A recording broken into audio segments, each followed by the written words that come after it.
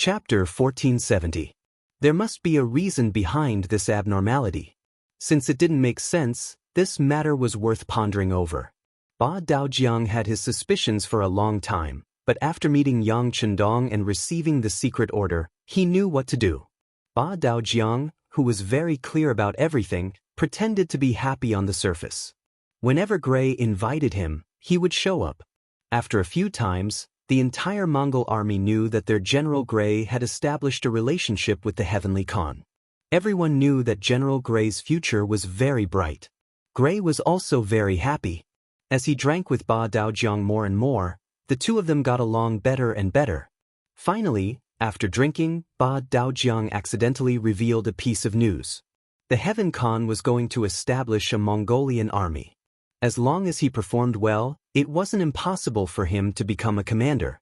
Ba Daojiang looked as though he had drunk too much. After he finished speaking, he fell asleep, leaving behind an excited Gray who had sobered up. Naturally, he wasn't drunk at all. A commander of a Mongolian army. That was an extremely high position in the entire 5-star army. How could he not sober up when he thought that he could be promoted? No, I must perform well. This attack on the city of Rostov is a good opportunity, an excellent opportunity to show off my abilities. Unknowingly, Gray had set a goal for himself. The military operation to besiege the city took 3 days to complete. After the 4 city gates were sealed, the cannons of the 2nd Cold Front Regiment were pushed forward. They aimed at the Ross cannon, which was also a cannon. However, the Ross cannon was inferior in power and range. The 2nd Cold Front Regiment was prepared to destroy all of the enemy's cannons at the first opportunity. Next, it was time for the cavalry to charge. For this reason, the commander of the new 2nd Army's 1st Cavalry Division, Xiao Chao, and the general of the Death Squad, Gray, got into an argument over who should be the one to contribute the most. Commander Xiao Chao wanted to contribute. He had a feeling that after the Golden Horde was destroyed, there would be fewer and fewer opportunities for them to fight a big war. He had also heard rumors that the 2nd Army was about to expand into the 2nd Army Corps. At that time, Commander Shibi would very likely be promoted to commander of the corps. In that case, there would be at least 3 vacant commander positions. As the commander of the 1st Cavalry Division, he naturally had a lot of opportunities and room for promotion. He didn't want to miss such an opportunity. Therefore, he had to use this battle to perform well and let others see his ability. This would create more favorable conditions for him to compete for the position of commander. Gray didn't know about this, but he wanted more. He had actually set his sights on the position of commander of the Mongolian army. However, what he did not know was that Ba Daojiang had made up the story according to Yang Chendong's wishes. Ba Daojiang had not even formed the 2nd Army, so why would he immediately form the Mongolian army? The reason why Gray had said that was because he wanted Gray to be more active in battle and personally participate in the front lines. It would be best if he could personally go into battle and kill the enemy. Both of them had their own ideas, and neither of them wanted to back down. This was because the commander of the Shai Corps did not come with this army. Instead, he had another mission. As such, everyone began to argue, and no one was willing to back down. In the end, it was Ba Daojiang who stepped forward. He was the vice captain of the Black Knight's Dragon Guards, and he had an extraordinary status.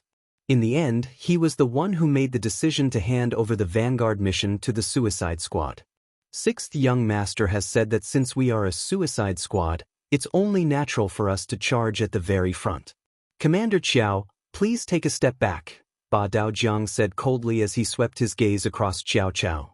Ba Daojiang was very clear about the character of his officers. Many times, the more you tried to reason with them, the more unreasonable they would be. On the other hand, if you used a commanding tone, they would listen and fall for it. Indeed, when Ba Daojiang's face sank, Xiao Chao did not say anything. He didn't want to argue with the vice captain of the Black Cavalry. That wouldn't benefit him at all. That was because he would never forget that even Commander Shibi had been extremely courteous when he saw the Black Cavalry. Gray laughed heartily. He believed that this was the effect of his relationship with Ba Daojiang during this period of time. He even threw a grateful look at Ba Daojiang. After that, he started to assemble the army and prepare for the charge. In front of Commander Chai Ji, Ba Daojiang gave a very serious order for the artillery support of the cold front to be in place. They couldn't let the Ross army's artillery and muskets be of any use. When Gray heard all of this, he was extremely touched by her actions. However, there was something even more touching. Just as the army was assembled and ready to charge, Ba Daojiang walked up to the suicide squad and personally handed a purple cloak to Gray. "General Gray, this is a cloak that only a first-rank general can wear. I hope you can perform well. Once you make a great contribution, you may be able to wear the red cape, the symbol of the army commander, next time." After hearing Ba Daojiang's sincere words, Gray received the cloak with an excited expression. He then put it on in front of Ba Daojiang. The cloak fluttered in the wind, making it even more eye-catching and eye-catching. A burst of laughter came from Gray's mouth. "Brothers, the Heavenly Khan has treated us so well. How can we not perform well to repay his kindness? Come, charge with me. Take down Rostov City and capture Kurbsky alive. Take down Rostov City and capture Kurbsky alive." The Mongolian cavaliers below also shouted loudly. After that, Gray intentionally glanced at Xiao Qiao, who was still wearing the white cloak and was only a division commander. Then he laughed heartily and led the 40,000 suicide squad to charge forward. The war drums beat, and the sound of the battle shook the heavens. The attack on Rostov City had officially begun. After Gray personally led his army out, Ba Daojiang arrived at the encampment of the 2nd Cold Front Regiment. When he saw the cannons roaring furiously as they bombarded the city gates, he chuckled as he walked over to the 1st Regiment Commander Chai Ji and said, "Regiment Commander Chai, what kind of battle have we not experienced before? There's no need to be so nervous.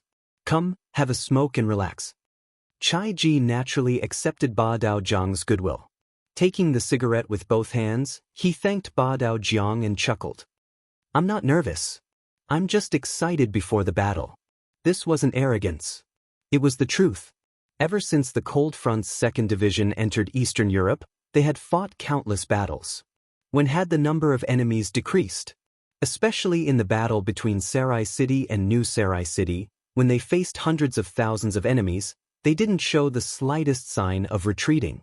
Now, they were only facing Rostov City, which only had 40,000 enemies. There was nothing to be nervous about, but the excitement before the big battle was still a little. The Regiment Commander Chai is so generous." Ba Daojiang smiled and gave him a thumbs up. After being praised, Chai Ji's face revealed an embarrassed expression. Before he could say anything, Ba Daojiang took a step forward and whispered something into his ear. When Chai Ji, who was originally calm, heard this, he was stunned. It was as if he had been electrocuted, and he didn't say anything for a long time. After holding it in for a long time, he finally asked, "Does the 8th Deputy Commander have a military order?" After asking this, Chai Ji couldn't help but laugh. How could there be a military order for this kind of thing? Wasn't this the same as sending someone into the enemy's hands? But was this Ba Daojiang's idea, or was it the 6th young master's idea? After thinking about it, Chai Ji felt that the latter was more likely. Even if Ba Daojiang had some personal grudge with someone, he would have his own way to solve it. He definitely wouldn't tell this to Chai Ji, who had no friendship with him. Not to mention that he would use the Cold Front's hands. If he dared to do this, and even dared to tell Chai Ji about it, he probably wasn't afraid of being exposed. If that was the case, this should be the order of the higher-ups. Who was Ba Daojiang's higher-ups? Was there even a need to think about this question? "Okay, I know what to do." Chai Ji nodded heavily, as if he had made a difficult decision. "Okay, after this matter is done, I'm afraid Commander Chai will be reprimanded. But don't worry, you will be rewarded for what you have done." Ba Daojiang wasn't surprised that Chai Ji agreed, because as long as he thought about it carefully, he would be able to figure out the entire matter. The only thing that was similar was how long it would take for him to figure it out. From the looks of it, Chai Ji was indeed a smart person. Since he was a smart person, this matter would be easy to handle. In the end, Ba Daojiang still left. Or rather, he came over to talk about this matter. Now that the matter was settled, he naturally had to leave. He left Chai Ji behind and said to the correspondent beside him, "Get me 3 cannons. I want to command them personally. Go quickly."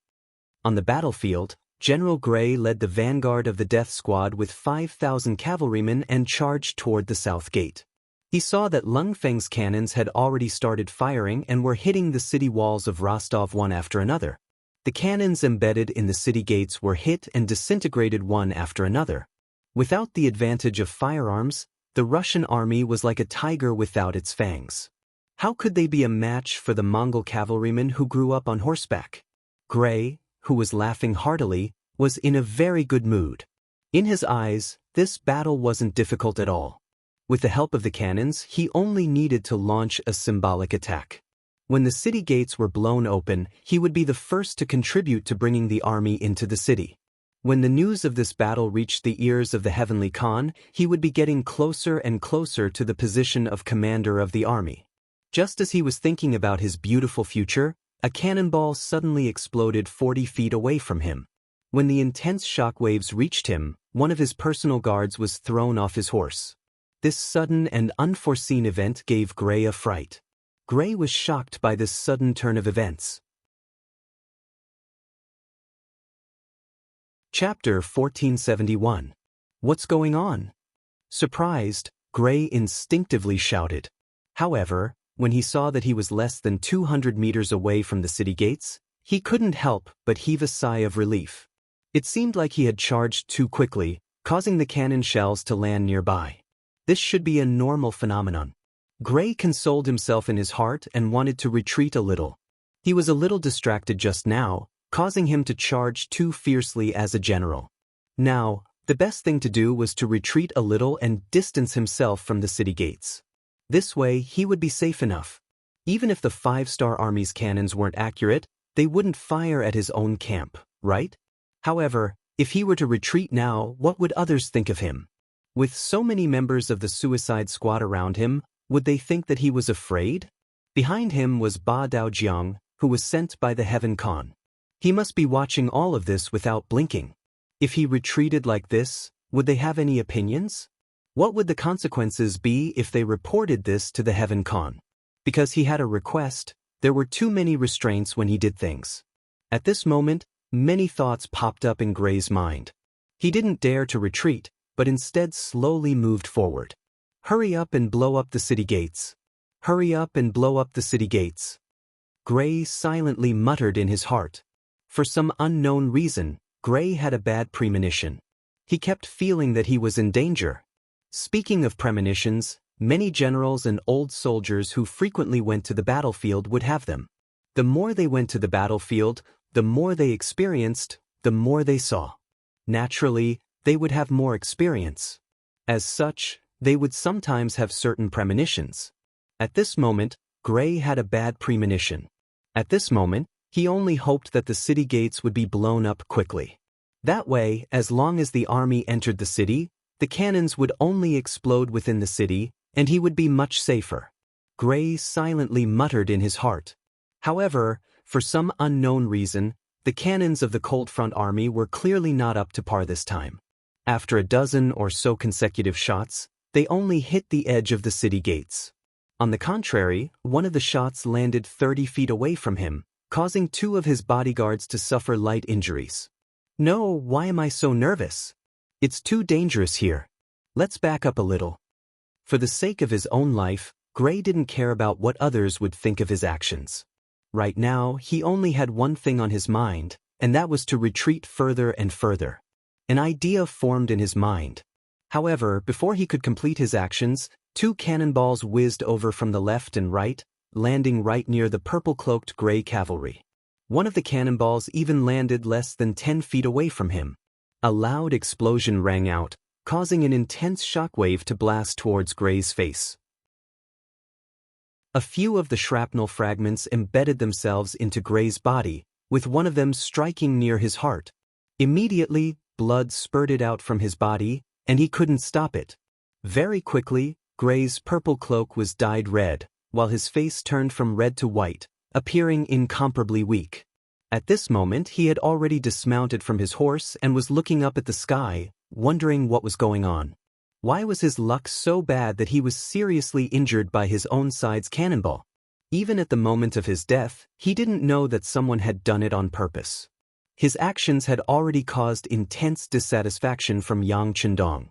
However, after considering the thoughts of the surrendered Mongolian generals, he didn't publicly punish him. Instead, he chose to let him die on the battlefield. Within the artillery formation of the Cold Front, Commander Chai Ji saw the purple-cloaked cavalry fall through the binoculars and couldn't help but sigh in relief. He muttered, "The mission is completed. I have to thank Ba Daojiang for giving Gray that flashy purple cloak. If not, it wouldn't have been so easy to find a target on the battlefield." At the rear of the 5-star army, Ba Daojiang also saw this scene through the binoculars. When he saw Gray being sent flying from his horse, he knew that the mission was a success.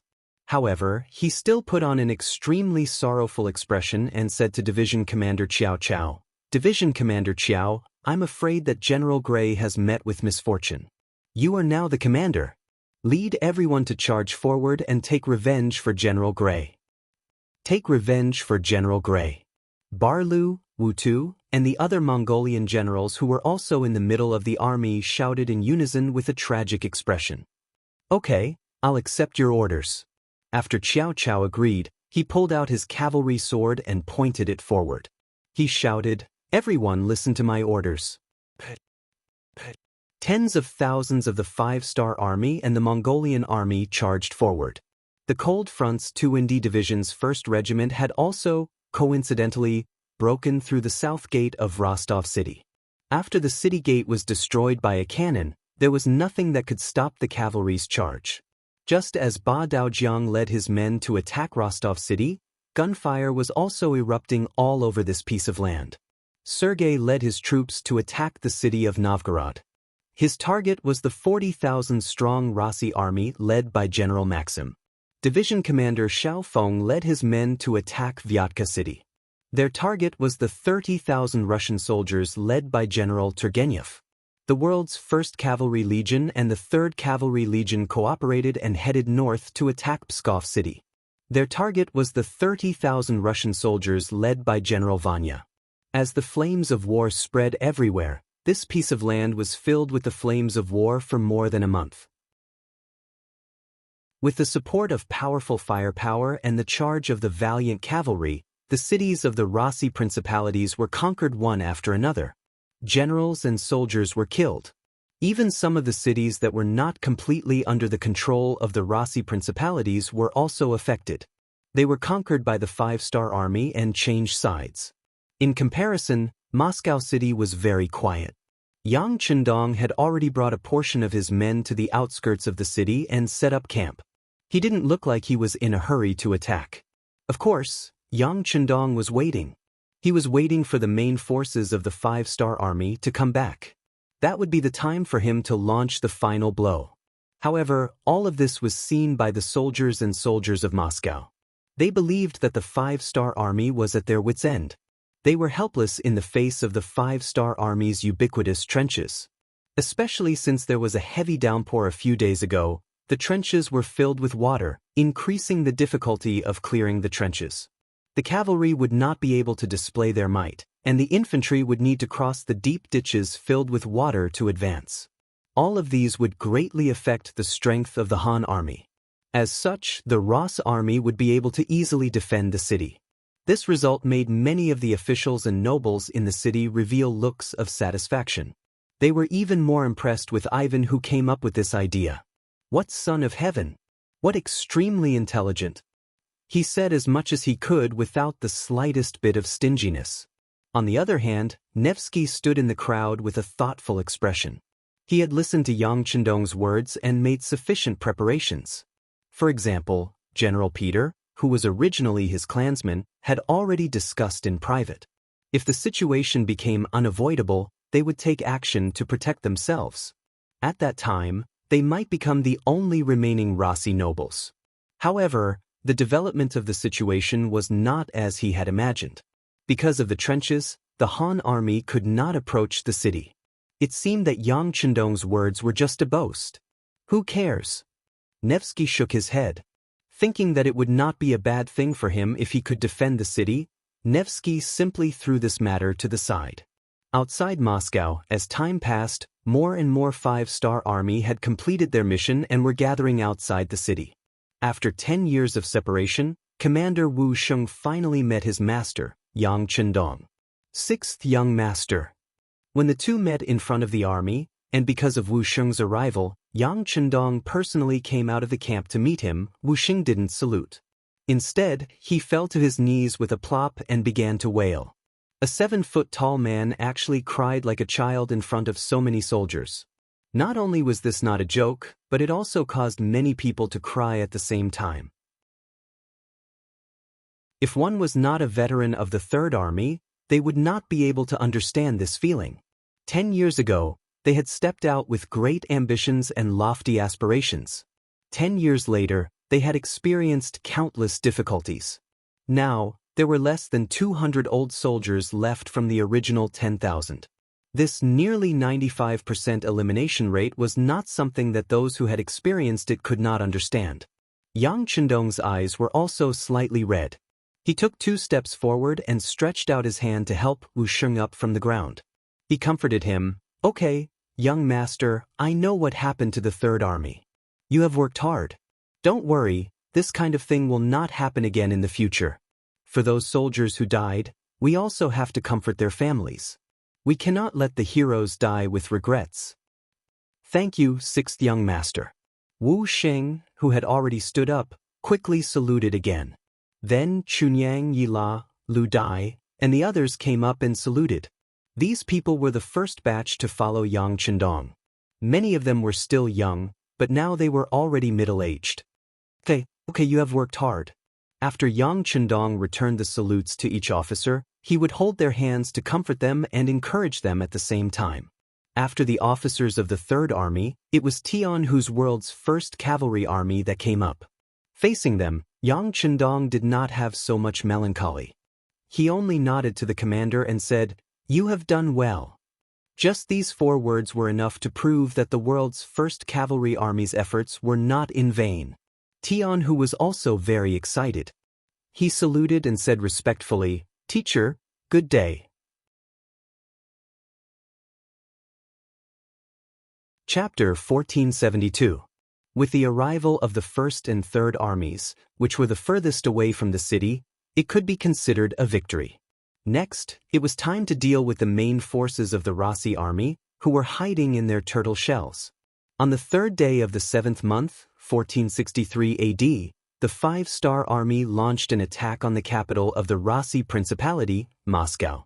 When nearly 100 hot air balloons rose into the air, the white clouds in the sky flew toward Moscow, which was more than a dozen kilometers away. Cheers could be heard from the entire 5-star army camp. Before this, countless officers had gone to look at the deep trenches that had been filled with water. All of them had ugly expressions on their faces. In their opinion, it was extremely difficult to launch an attack in such an environment. Exhausting themselves would not bring them any benefits. But what else could they do? The distance of more than a dozen kilometers was like an abyss, blocking everyone's advance. If they could not even walk over, how could they launch an attack? For a moment, many officers were thinking about surrounding the city. It seemed that the only way to solve the problem was to surround the city and not attack. But if that was the case, how many troops would they need to station nearby? Too few people would not do. What if the people in the city rushed out? But if there were too many people, it would be a waste. Gathering the troops together, not to fight, but to keep an eye on the enemy for 3 to 5 years, how much military supplies would that consume? Even if the Xianxia was rich, he could not afford such a waste. Most importantly, as long as Moscow still existed, it was inevitable that there would be Russians who held on to hope. The psychological effect of this was the most annoying, and it was very likely that it would cause unrest in the surrounding areas.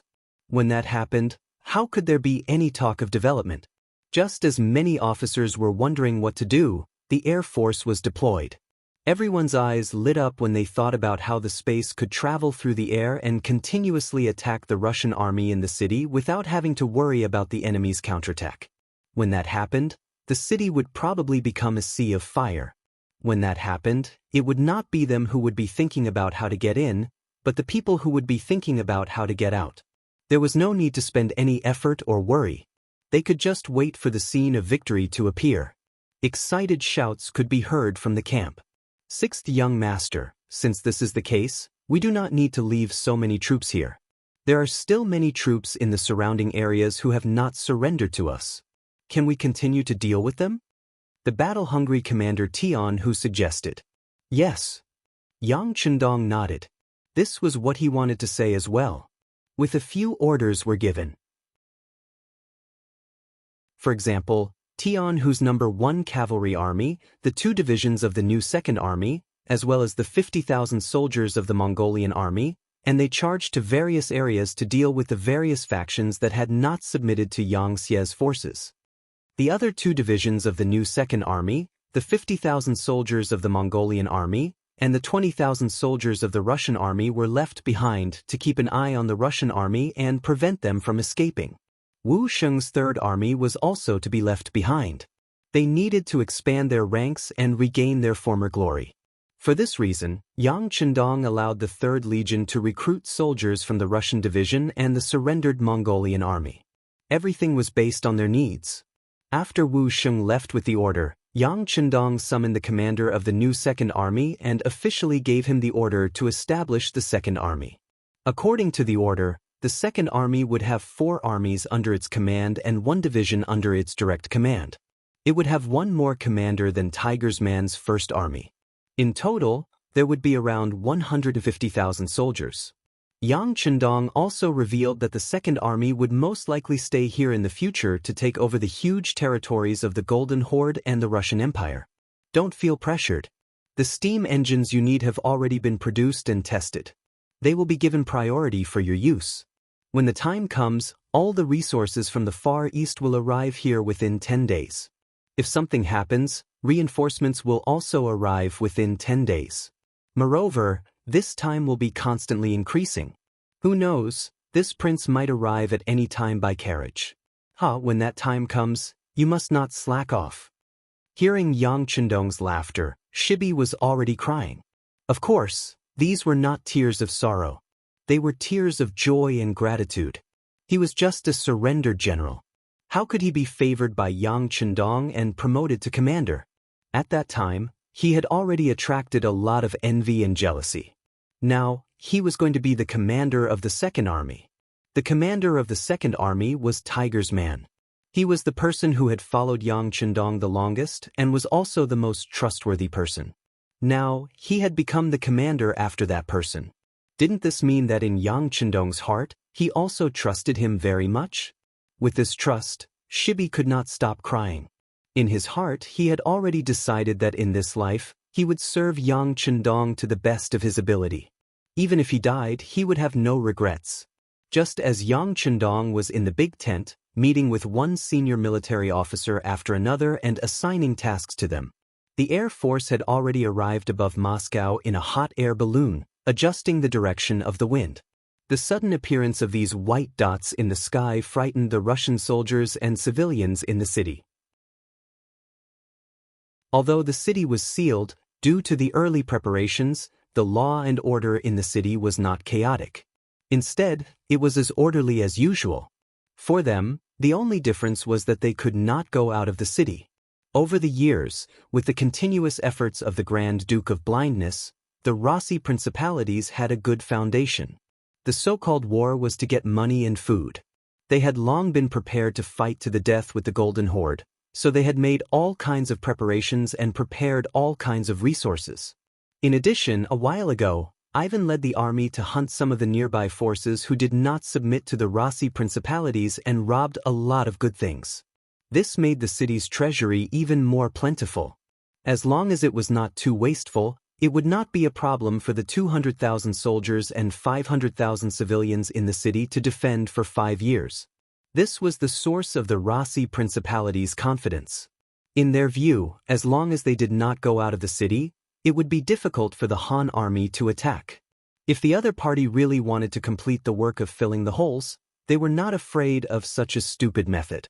They could use the artillery in the city to attack, and they could also take advantage of the night to counterattack.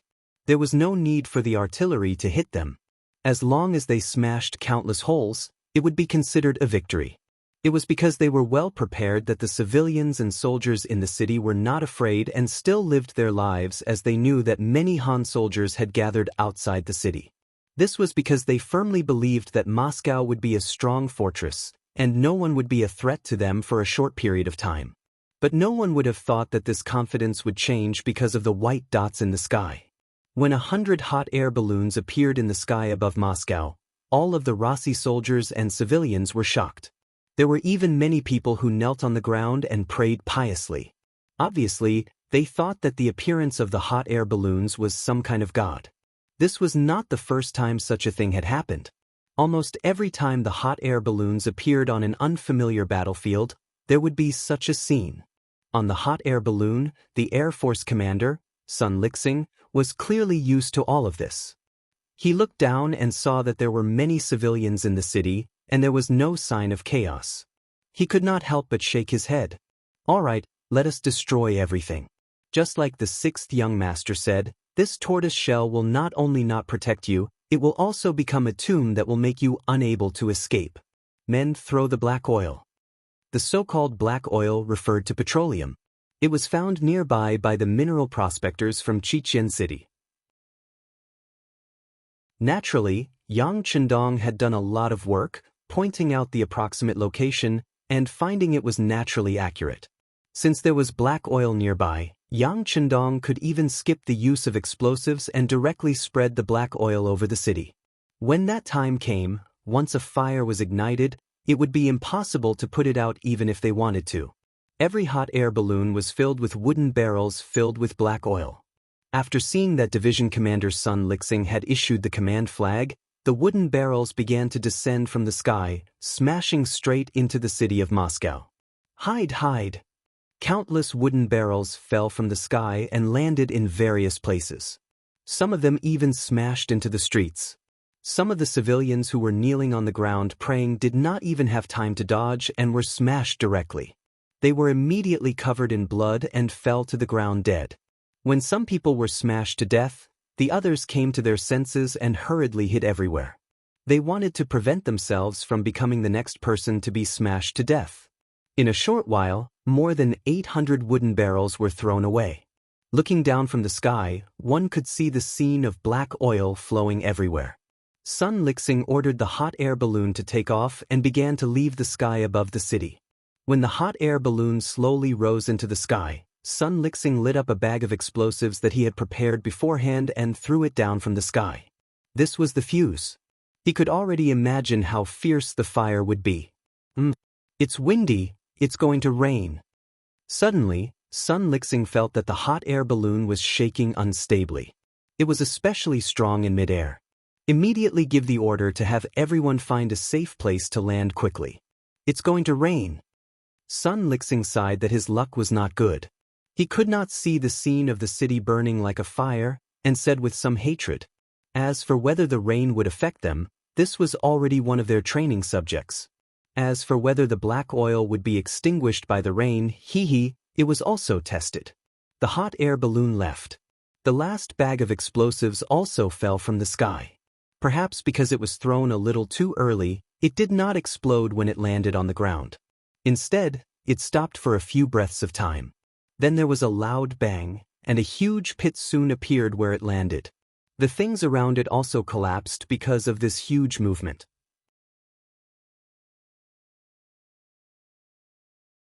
Chapter 1473.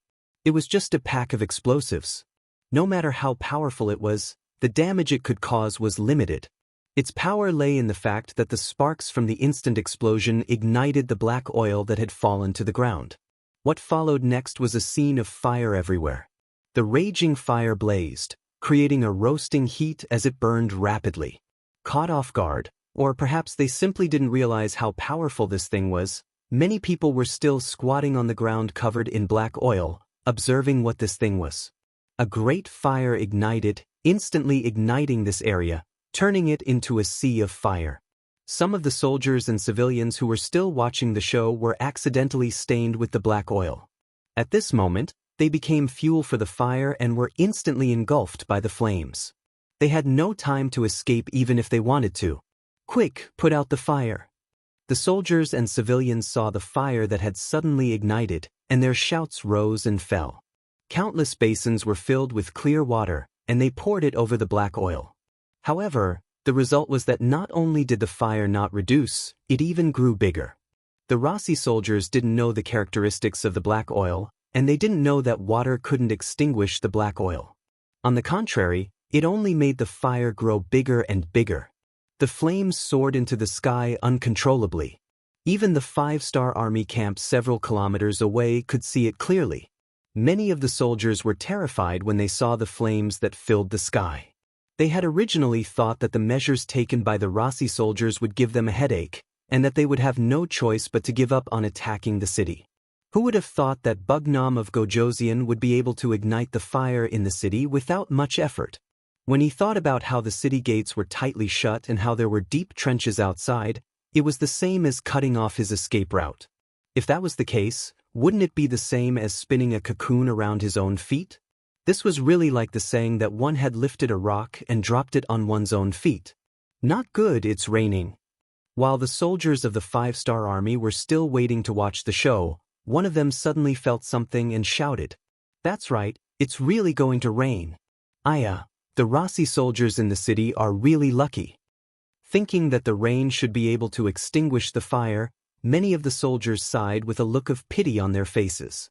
In the city of Moscow, although water could not extinguish the fire, countless people were still trying. It seemed that they did not know what else to do. Even though the fire hadn't died down, they were still constantly carrying water. It was only when rain began to fall from the sky that the Russians became excited. One by one, they knelt down on the ground and shouted words of thanks to the gods. Obviously, they thought that the gods saw that they were in danger and decided to help them. However, this expectation quickly turned into disappointment. Even when the rain fell on the black oil, it was still unable to extinguish it. The fire was still burning, as if mocking their ignorance and stupidity. "It's over! It's over!" Countless civilians and soldiers sat on the ground, their faces filled with despair. They really couldn't think of any good way to extinguish the fire, so they could only let it burn and wait for the black oil to burn out. Although such a large commotion was only burning in the east of the city, it still attracted the attention of all the civilians. They all looked at it with lingering fear, their faces filled with helplessness and worry for the future. Ivan was also standing in the crowd. If one looked carefully, his expression was also very bad, even somewhat gloomy. He had calculated everything and created countless troubles so that the 5-star army would not be able to attack the city. This way, they would not be able to do anything to him. What he needed to do during this period of time was to train his soldiers. As long as he had a group of elites in his hands, he could take advantage of the fact that the enemy was lazing around to kill a path of blood and even defeat the Han army. However, all of these beautiful thoughts were interrupted by the sudden appearance of the fire. Although Moscow was large enough, it would require a lot of kerosene to burn the entire city. It was not something that could be done in a day. However, if there was no way to deal with it, the morale of the soldiers would be slack and the people's hearts would become unstable. If that was the case, how could he train his elite soldiers? Even a sturdy fortress could be opened from the inside.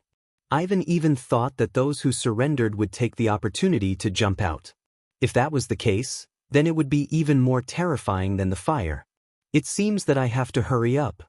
Thinking about the things that he had secretly prepared, Ivan could not help but silently mutter to himself. The fire was finally extinguished, but it was not extinguished by someone. It was a natural phenomenon after the kerosene was burned out. After the event, the fire killed around 300 people and injured several thousand people. Among them, it destroyed nearly 1,000 houses and burned all kinds of resources. This was only the first fire. If the Han army were to come every day, it could be imagined that in the long run, Moscow would collapse on its own without a single attack. The fire was extinguished and the rain stopped. The next day was another clear day. In the morning, the hot air balloon once again appeared in the sky above Moscow city. Soon after, barrels of kerosene fell from the sky.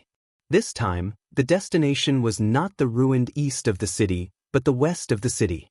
That was the place where the rich lived.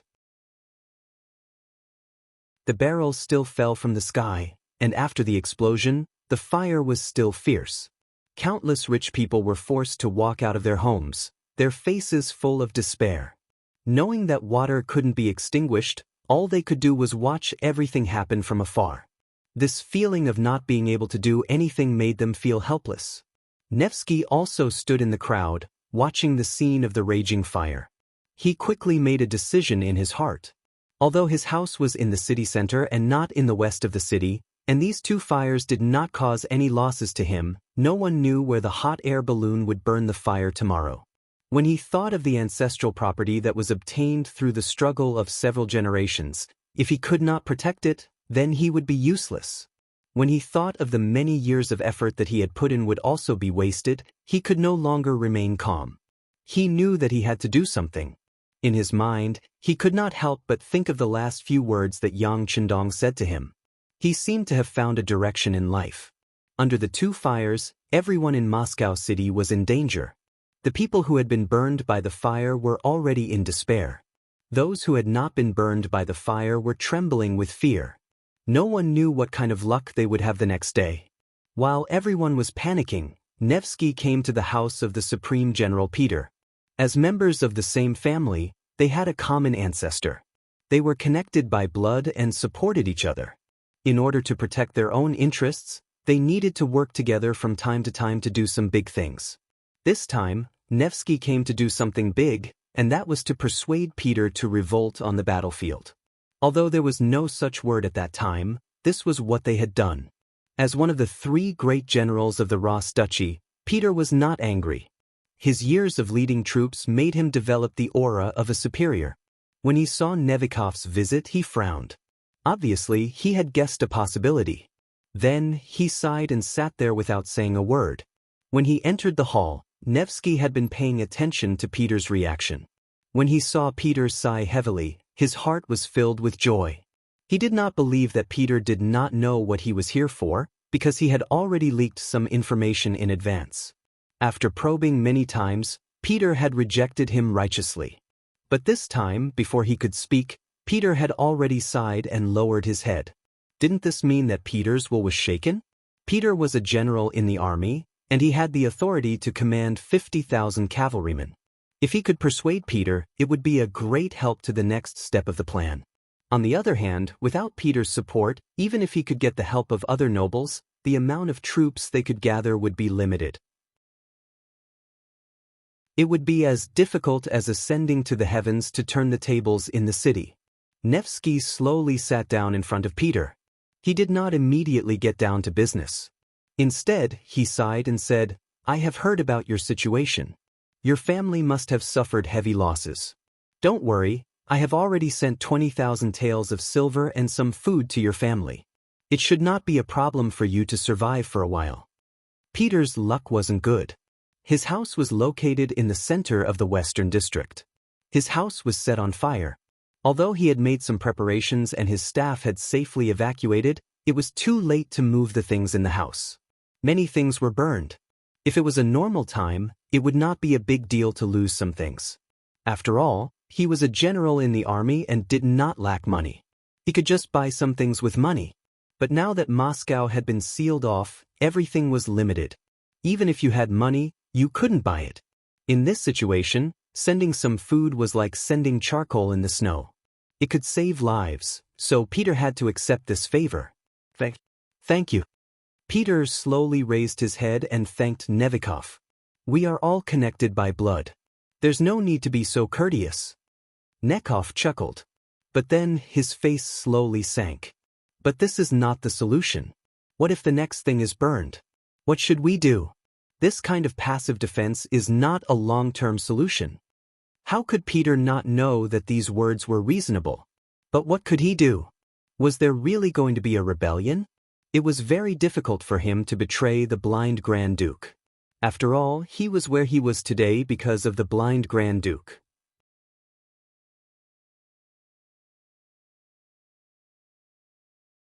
Chapter 1474. Peter did not immediately answer this question, and Nekhov was not in a hurry either. Instead, he continued to speak in a calm tone.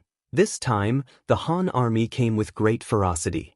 Even the powerful Golden Horde was destroyed so easily, not to mention our strength is far inferior to theirs. Originally, we thought that with the protection of the trenches outside the city, the Han army would not be able to do anything to us. However, the other side used something that can fly in the sky. It is too powerful, completely ignoring our previous preparations. Moreover, they are in the sky while we are on the ground. We can only passively take a beating. If this goes on, the morale of the army will be in chaos. When that time comes, I'm afraid that even if the general doesn't do anything, others will. Moreover, the Han army only wants the lives of the blind Grand Duke's family. We are only accomplices. As long as we perform meritorious deeds, the chances of us surviving are very high. As the saying goes, every man for himself, and the heavens take the hindmost. Even if the general does not think for himself, you should think for our family. You should also think for the general's family. The general's daughter is only 4 years old and is very cute. If she is buried with some people, wouldn't it be too much of a pity? Enough. Peter finally spoke, interrupting Nekhov's words. It was clear that he had already heard these words. Seeing that there was hope, Nekhov ignored the other party's obstruction and continued, "We are not only doing this for ourselves, but also to save more people in the city. Moreover, from the actions of the Han army, it seems like they don't intend to kill us all. Otherwise, they wouldn't just throw a little bit of black oil at us. They can set a bigger fire and even swallow the entire city of Moscow. If that's the case, I'm afraid that no one will be able to escape. Is this the result that the general wants to see?" Peter's brows furrowed even tighter. He naturally knew that Nekhov's words were correct. If he chose to betray the blind Grand Duke's family, not only would he be able to save himself, but the people in the city would also benefit. However, he was after all promoted by the other party. He could not do something like betrayal. Peter still didn't say anything. Nevikov's face turned ugly. He knew that if he didn't use some strong medicine, he wouldn't be able to do it. "General, I'm afraid you don't know this yet. Although the Grand Duke of Blindness claims to sacrifice himself for the Rossi people every day, he has already thought of a way out. He has been digging a tunnel out of the city for a long time. Once he succeeds, he will abandon everyone and leave this place. When that happens, we will be the ones to die." This was the first time Peter had heard of this matter. Upon hearing this, he abruptly raised his head. "Is there such a thing?" Of course, this was done by Ivan and his personal guards. This was also told to me by one of his guards. How could it be false? Nekhov patted his chest and said righteously. This wasn't a casual lie he made up. If he really did that, he was afraid that Peter would quickly find out, which would make things worse. He had indeed spent a large sum of money to bribe one of Ivan's guards and got the information from him. When Nekhov first received this news, he was also shocked.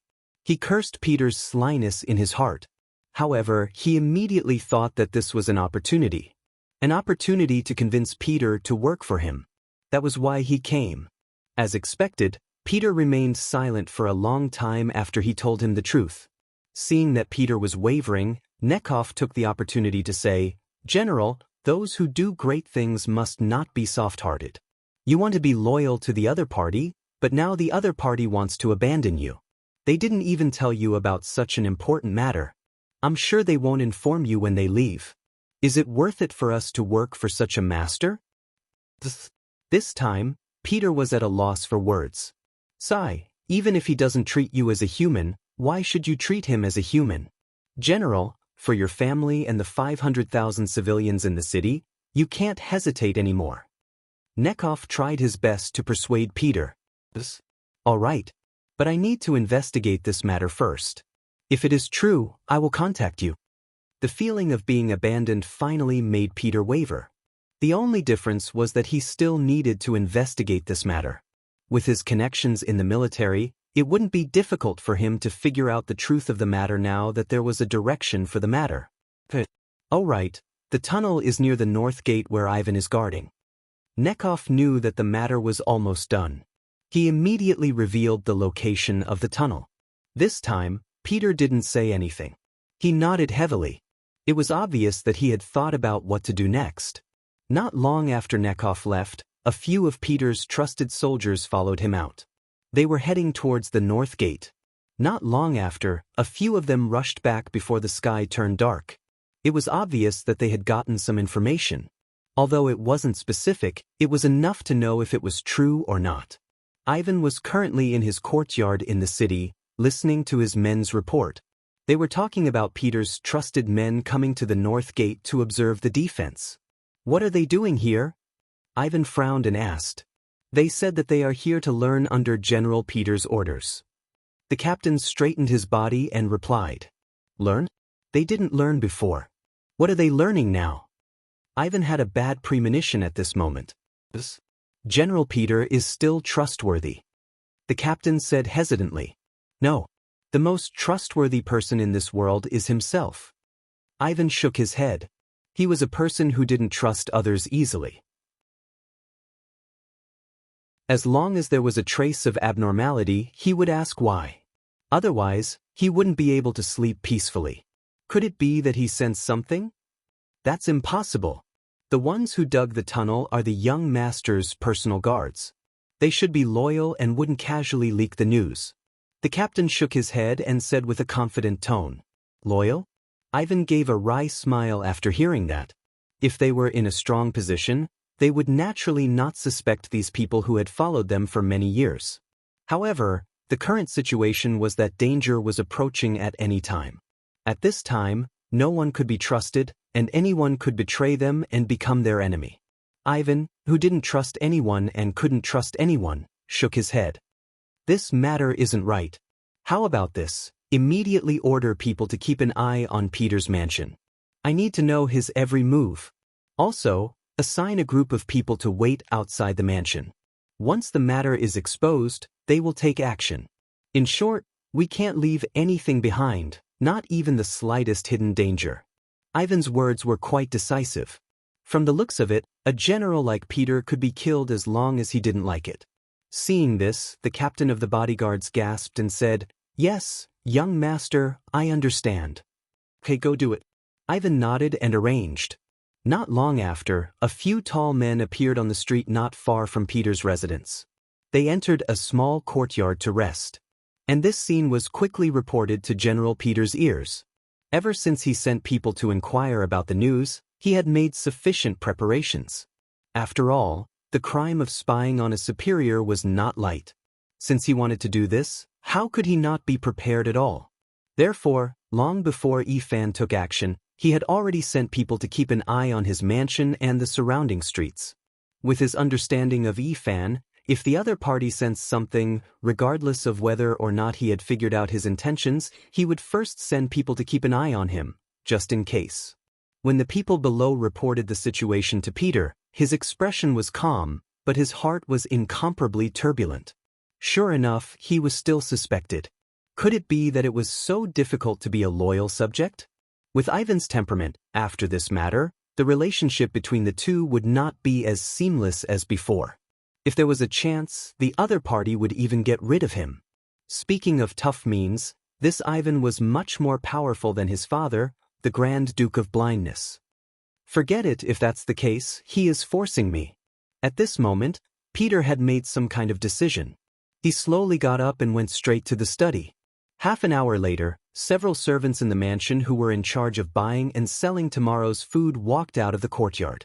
For these servants, the people sent by Ivan who were in charge of keeping an eye on them did not intend to give up. They arranged for 2 soldiers to quietly follow them. Originally, the captain of Ivan's guards thought that he had already attached great importance to these servants, but he did not know that Peter was in disguise among them. When the group of people walked to a dark corner, his figure flashed and disappeared from the team. Because they did not dare to follow too close, when the people sent by Ivan caught up, they did not notice that such a person was missing in the team. After Peter got his freedom, he was not careless. He circled the streets a few more times. After confirming that no one was following him, he went to his own camp. There were his confidants that he had cultivated for many years. Under his management for many years, these people only listened to him. In the military camp, although it was already dark at this time, it was still very lively with people coming and going. Many patrolling soldiers were walking around with torches. Although there was a dozen miles of trenches as a cover and there was no need to worry that the Han army would suddenly attack the city, there was no harm in being careful. Even if the other party had something like a flying ball, who knew if there would be other secret weapons?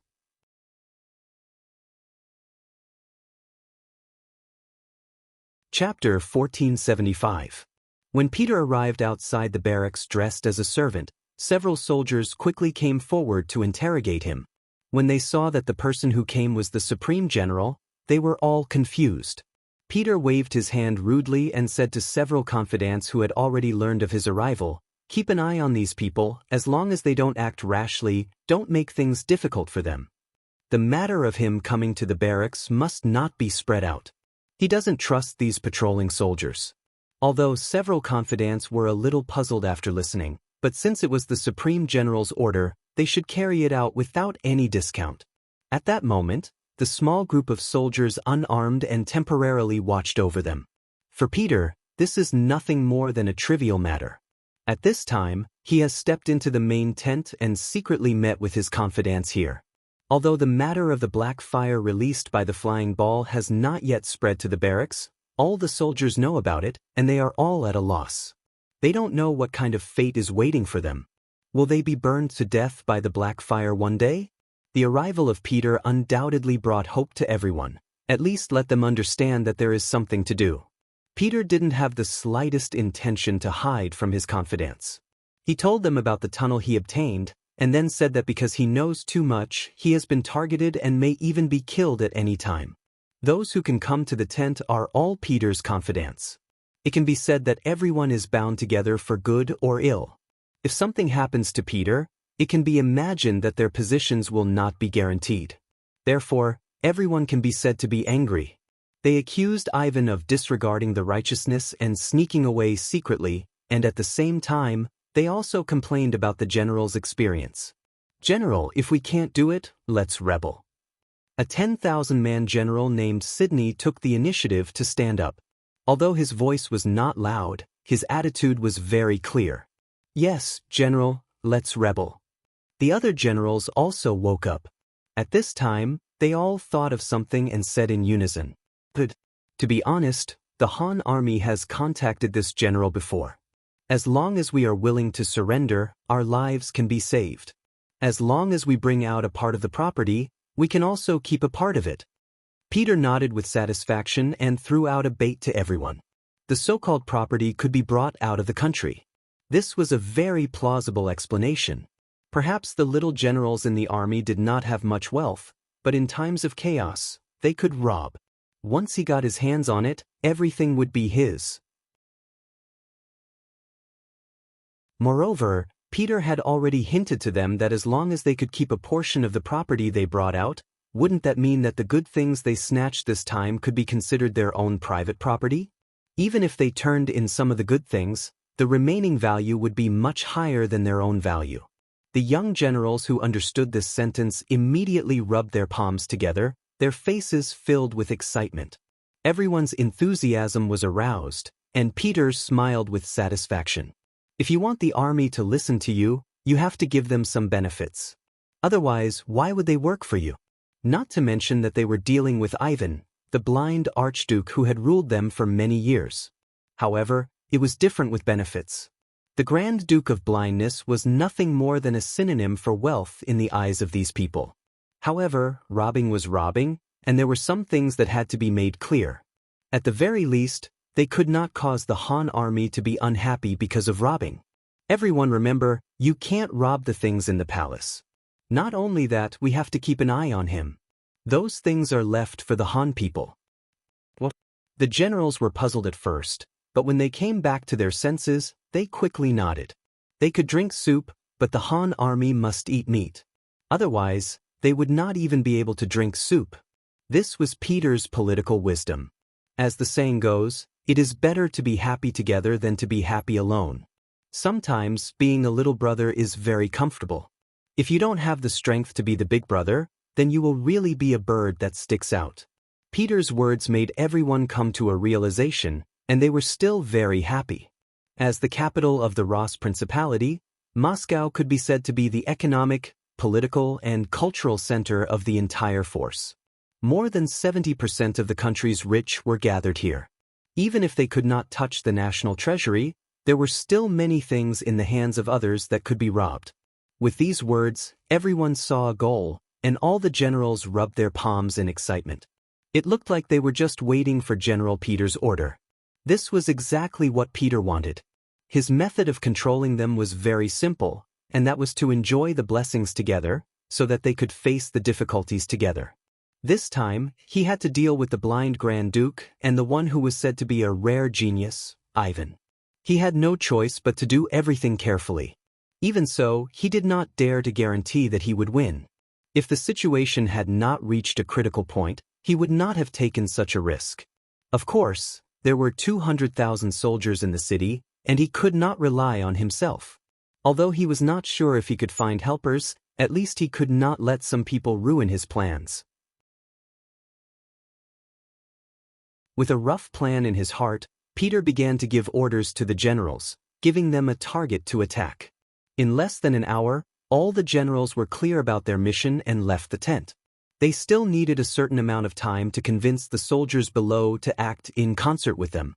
No matter what the reason was, the next thing was equivalent to a rebellion. Once the people were not united, the possibility of success would be greatly reduced.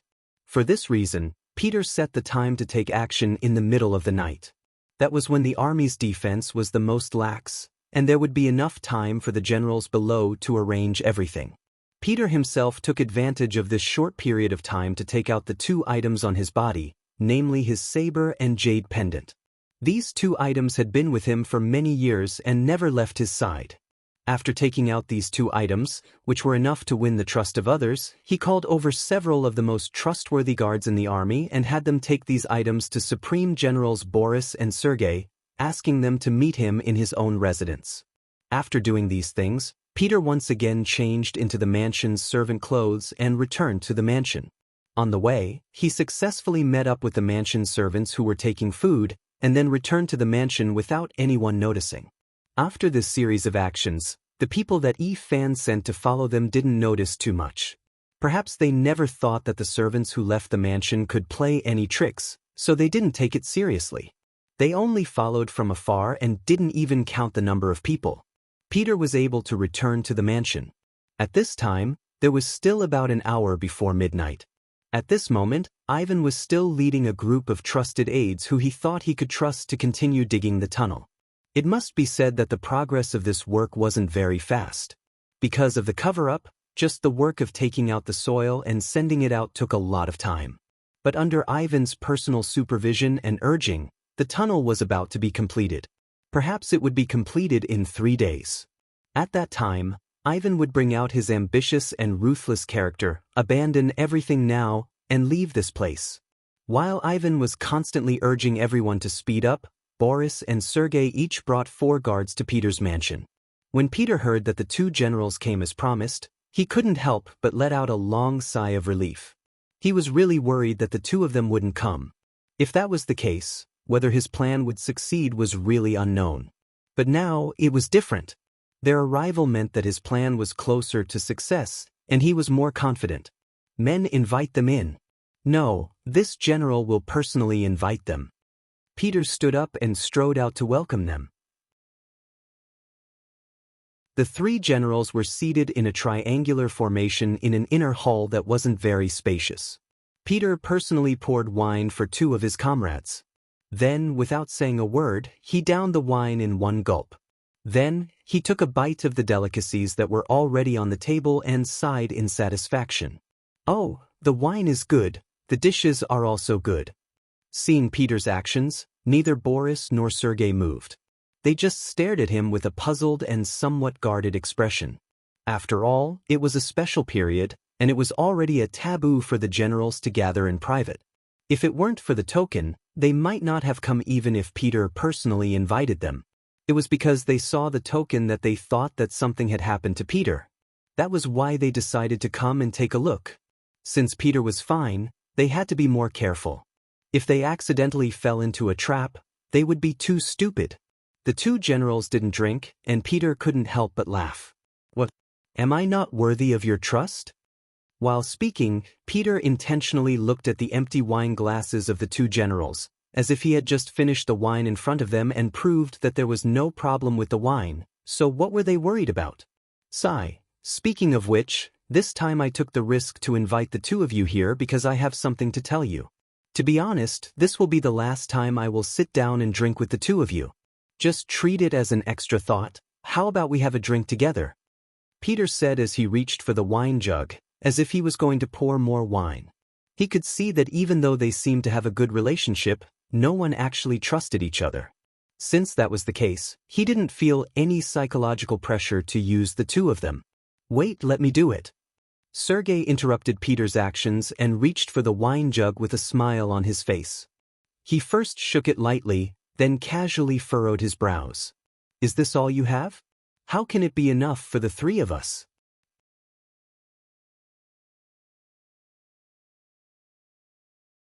Chapter 1476. After saying that, Sergei opened the wine jug without Peter's consent and looked inside. After seeing that it was just an extremely ordinary wine jug, he closed the lid again. Sigh. No matter how important the wine is, I'll pour it for you.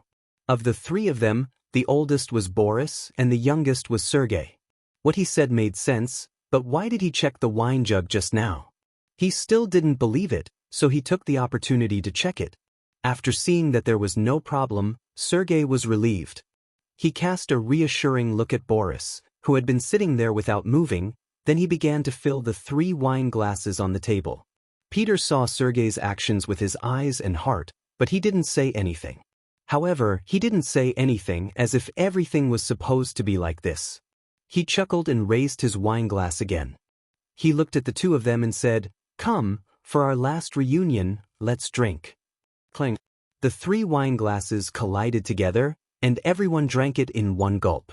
After drinking the wine, Boris and Sergei's eyes fell on Peter again. Obviously, they wanted an explanation at this time. Peter was already prepared for this. He first let out a long sigh, then slowly said, "To tell you the truth, I can't even protect myself now. Someone is targeting me." Boris and Sergei let out a sound of surprise, but their expressions didn't change much. Obviously, they had thought of a possibility before coming. Otherwise, why would Peter send his personal keepsake to them? But even so, the two weren't nervous. First, they didn't do anything wrong, and second, they didn't believe that the Grand Duke of Blindness or Ivan would casually touch them. Especially when Peter was about to be dealt with, the people in the army must be unstable, so their position should be safer. It's just that although they believed that they would be fine, they were still very curious about what caused Peter to do this. In a sense, the 3 of them were all in the same situation. They were all generals trusted by the Grand Duke of Blindness and given military power. Peter saw the performance of the two, and he sneered in his heart. Sure enough, their performance did not exceed his expectations. Sure enough, it was like this. Don't look at how they usually had a good relationship, as if they would advance and retreat together no matter what happened. However, when one of them really got into trouble, the so-called unity of heart would become problematic. The other two would also not sacrifice their entire family's lives and their own political future for one of them. This was also good. When Peter did what he wanted to do next, he wouldn't have to worry so much. If he still had some guilt in his heart just now, then he had completely let it go and let it go. Even though he had already made up his mind and had already done so, Peter still sighed and slowly told them about Ivan secretly digging a tunnel out of the city. Sigh. I wasn't cautious enough and was discovered by young Master Ifan when I was sent out to investigate. Presumably, there should be people sent by young Master Ifan keeping an eye on my residence right now. It might even implicate the 2 generals. It's fine, it's fine. We are all brothers, how can we be afraid of being implicated? Boris, who was the leader, shook his head, looking like he was not afraid of being implicated. But in his heart, he was cursing Peter. This person told him such a secret, so he couldn't retreat from this whirlpool even if he wanted to. But on the other hand, compared to getting himself into trouble, knowing about young Master Yifan's plan was more important. The other party actually wanted to escape, which was somewhat out of Boris's expectations. But on the other hand, the situation in the city was so grim. If it were him, he would also prepare a way out. It was fine if he didn't know about this before, but now that he knew, he had to have a share in this matter. He also wanted to leave with Ivan and the others, and not stay in the city and wait for death. Sergei also had the same idea. Compared to Boris, he was more sincere. His gaze towards Peter was more or less filled with gratitude, thanking the other party for informing him of such important news. This way, he could make some preparations in advance. Come, brother Peter, this younger brother toasts you, thank you. This time, Sergei took the initiative to raise his glass and said very sincerely, "Oh, this older brother also toasts you, cheers." Boris also raised his glass hypocritically. "Okay, let's drink together. Perhaps this is it in this life, but let's be brothers in the next life." Peter also said with slight emotion. A trace of sorrow appeared on his face. This sorrowful expression fell into the eyes of Boris and Sergei. They thought that Peter was revealing his true feelings, and couldn't help but feel a little touched. After all, they had been comrades for so many years, and more or less, they had some feelings for each other. Peter was indeed revealing his true feelings. He thought that after today, these two so-called brothers opposite him would become prisoners, and they would probably never be friends and brothers again. Thinking of the various things of the past, he sighed in his heart. The three of them sat together and drank with their own thoughts. It was also at this time that the news of the two generals rushing to Peter's residence was reported to Ivan's ears. After learning of this, a gloomy expression flashed across Ivan's face. If it was said that he only suspected that Peter knew about the tunnel before, he was now certain. What is he trying to do? Does he think that Boris and Sergei will help him if he tells them about it? How naive! Ivan snorted coldly in his heart.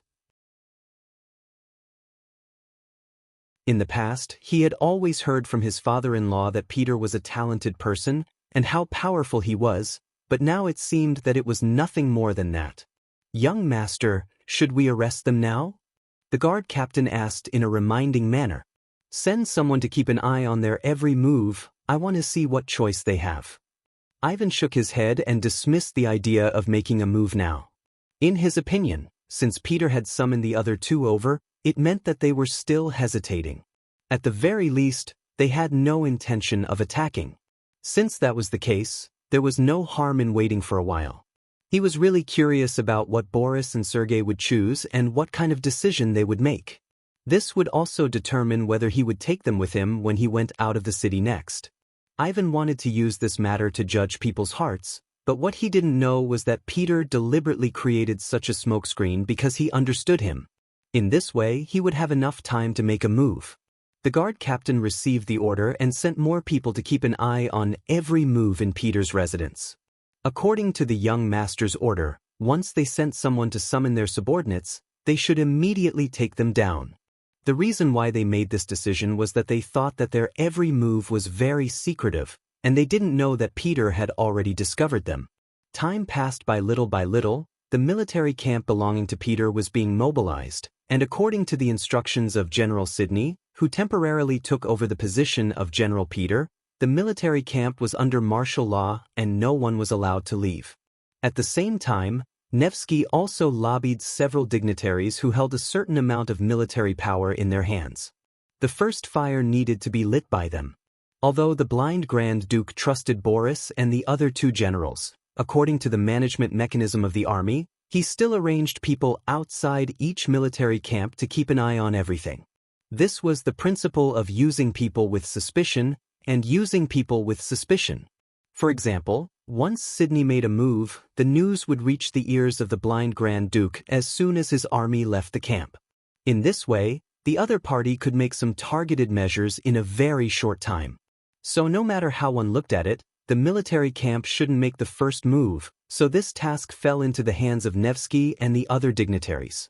There was still a quarter of an hour before midnight, and the generals in Peter's military camp had already arranged everything. Most of the soldiers in the army had already made up their minds, and there were also some who were extremely loyal to the blind Grand Duke, but they had been put under house arrest. The generals who had arranged everything were standing at the inner gate of the military camp, waiting for the attack signal. It was only a quarter of an hour, and the waiting would soon pass. Finally, under everyone's expectations, a huge fire suddenly ignited in the direction of the palace in Moscow. The monstrous fire could be seen very clearly from afar. They succeeded. Come, inform the whole army to attack. Sidney was riding on a strong horse. After seeing the fire, his eyes lit up with excitement. Then he shouted, and the army that had been waiting for a long time rushed out of the military camp in batches. The fire in the palace attracted the attention of many people in the middle of the night, and it also disrupted the order in the palace. Many palace guards were busy putting out the fire through various methods. The blind Grand Duke was also woken up by the servants. At this time, he was in his bedroom with a gloomy expression. When the external enemy suppressed too much, internal strife was easy to breed. This was a historical rule. In this regard, the blind Grand Duke was already prepared.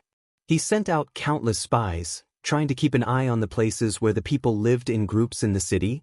In case something happened, he would suppress it immediately. It was just that the Grand Duke of Blindness never thought that the first fire would burn in his palace. From the looks of it, it was definitely not the work of ordinary people. They did not have such great power. The one who did it must be an important minister, a general, or a noble. You can't hold it in anymore? Thinking that it was actually those people with high status who couldn't help but make the first move, the blind Grand Duke was disappointed. But at the same time, he secretly swore that no matter who did it this time, he would make the other party pay the heaviest price. He wanted to use this matter to remind the other dignitaries that if they dared to have other thoughts, their end would be very miserable. At this time, what they should do was to help each other in the same boat and overcome the difficulties together.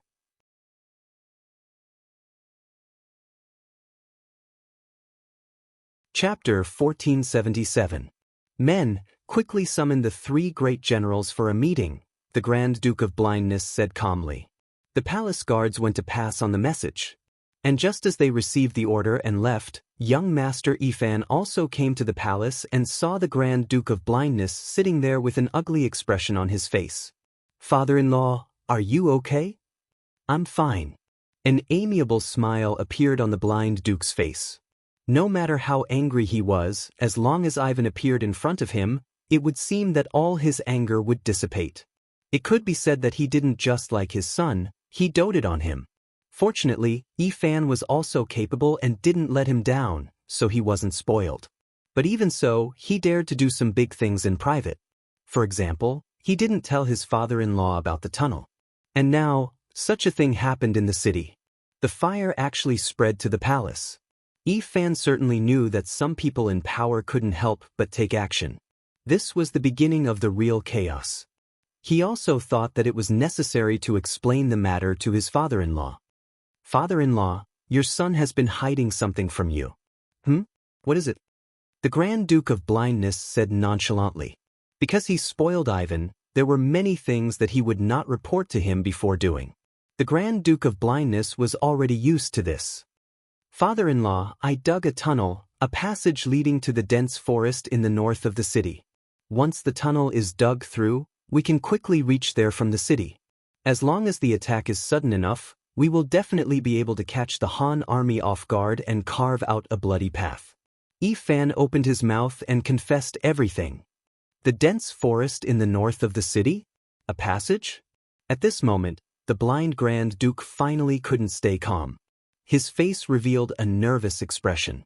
He had to admit that this was indeed a good way to escape. But the question was, why did Ifan tell him now? Could it be that the passage has been opened? With doubts, before the blind Grand Duke could speak, Ifan continued, "It's just that, I don't know why this matter was leaked.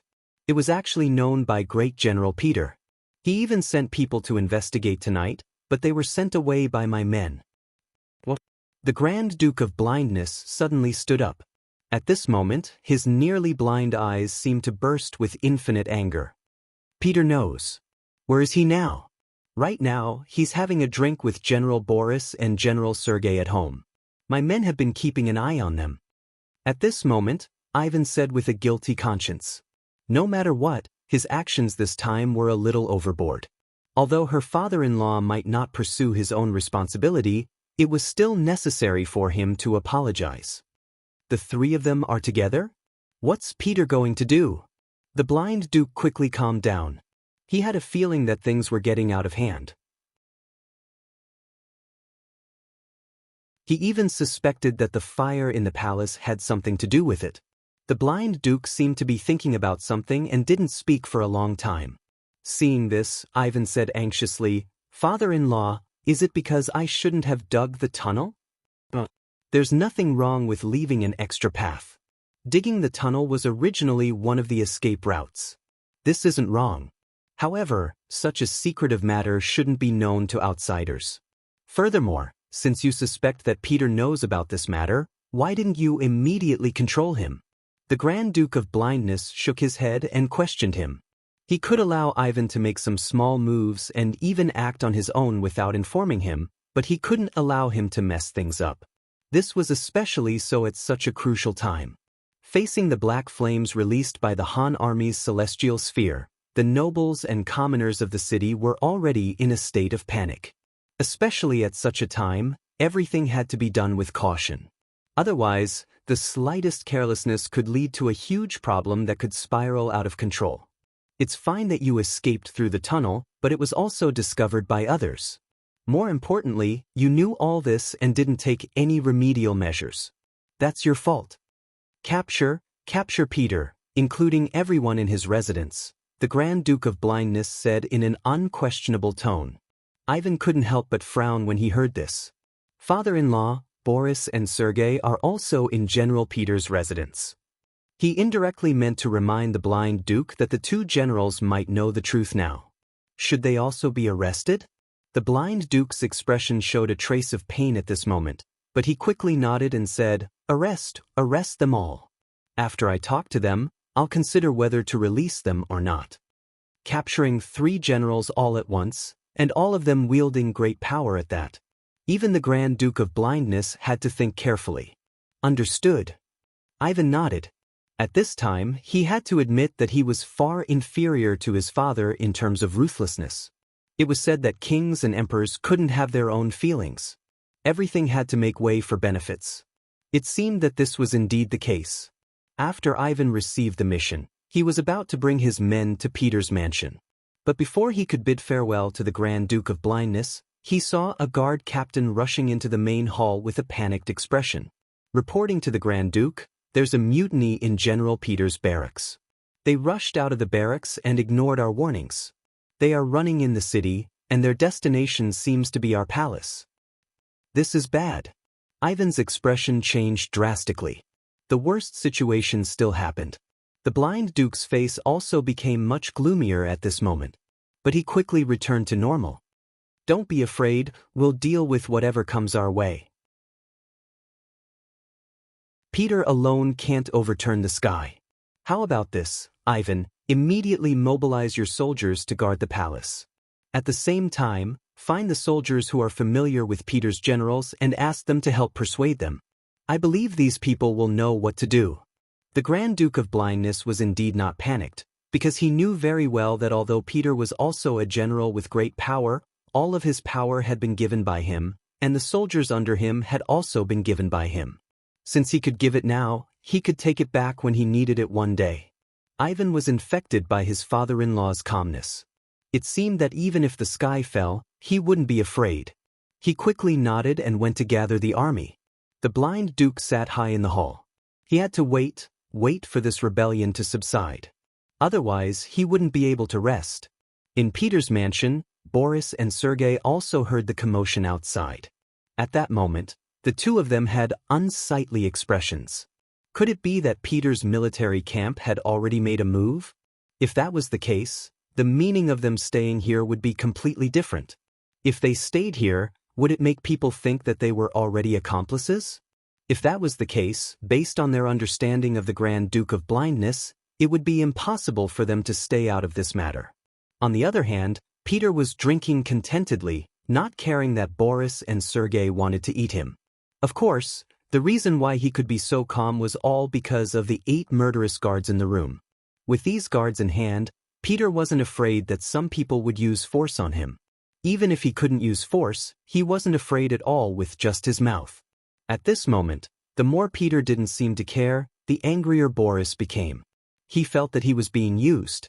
As for Sergei, he couldn't hide his emotions and directly asked, "Peter, what do you want? Are you trying to drag us into a rebellion with you?" Such a shout finally shocked Peter. He also put down his wine glass, slowly raised his head, and looked at Sergei. "How can this be called a rebellion? This is looking for a way out. Or do you think that under the attack of the Han army, the Blind Duke's regime can still be maintained and developed?" You do. At this moment, Sergei was actually a little speechless by Peter's question. That's right, in the face of the black water that was simply impossible to guard against, and even impossible to guard against, they were completely powerless to resist, and could only passively wait for the black water to burn. If they were lucky, they might be able to live for a few more days, but once the place where the provisions were stored was burned, then chaos in the city was inevitable. If that was the case, in the situation where everyone wanted to live, who would care about who the Blind Duke was? As for what he said, no one would listen to him. Sergei shut his mouth, and his face turned red. Boris finally spoke up.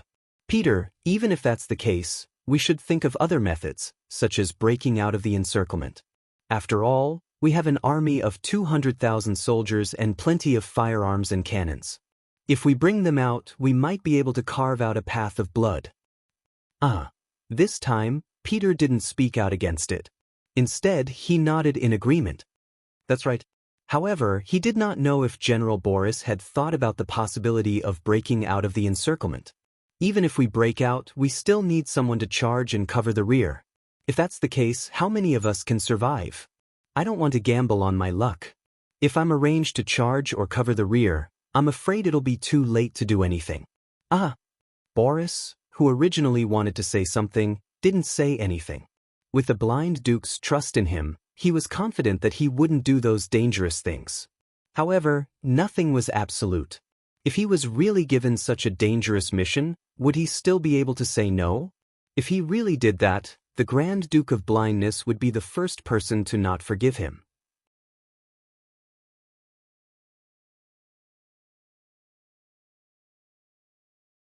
Chapter 1478. Thinking that this possibility was not impossible, Boris's face became a little ugly. Even he couldn't guarantee that he would be safe, let alone Peter and Sergei, whose status in the heart of the Grand Duke of Blindness was far inferior to him. It was no wonder that they would have such thoughts and actions. But no matter what, Boris still didn't want to do something like rebellion. After all, the Grand Duke of Blindness had treated him well over the years. He couldn't do something like betraying his benefactor. But how was he going to say it? As long as he said this, wouldn't it prove that he wasn't on the same side as them? If this was the case, then he didn't have to do anything next. Peter would let his guards kill him. Don't doubt if Peter dared to do this. He even dared to rebel. What else wouldn't he dare to do? The two of them suddenly stopped talking. Peter's face had a little more smile. He knew that he had only convinced the two of them initially, but it was still far from being able to do big things with them. So he changed his tone and said, "Brothers, now that things have come to this, I have no choice but to do this. And you are now in my mansion, so it is absolutely impossible to stay out of this. You should think about what kind of decision to make. Time is of the essence, and there is not much time for us to hesitate and consider." Since the flag of rebellion had already been raised, they couldn't stop. Otherwise, they would be handing their lives over to others. Peter would never do such a foolish thing. So there were only two paths in front of the two. One was to follow him, and the other was to oppose him and be killed now. Well, 15 minutes. Please make a decision voluntarily. No matter what the decision is, I will accept it.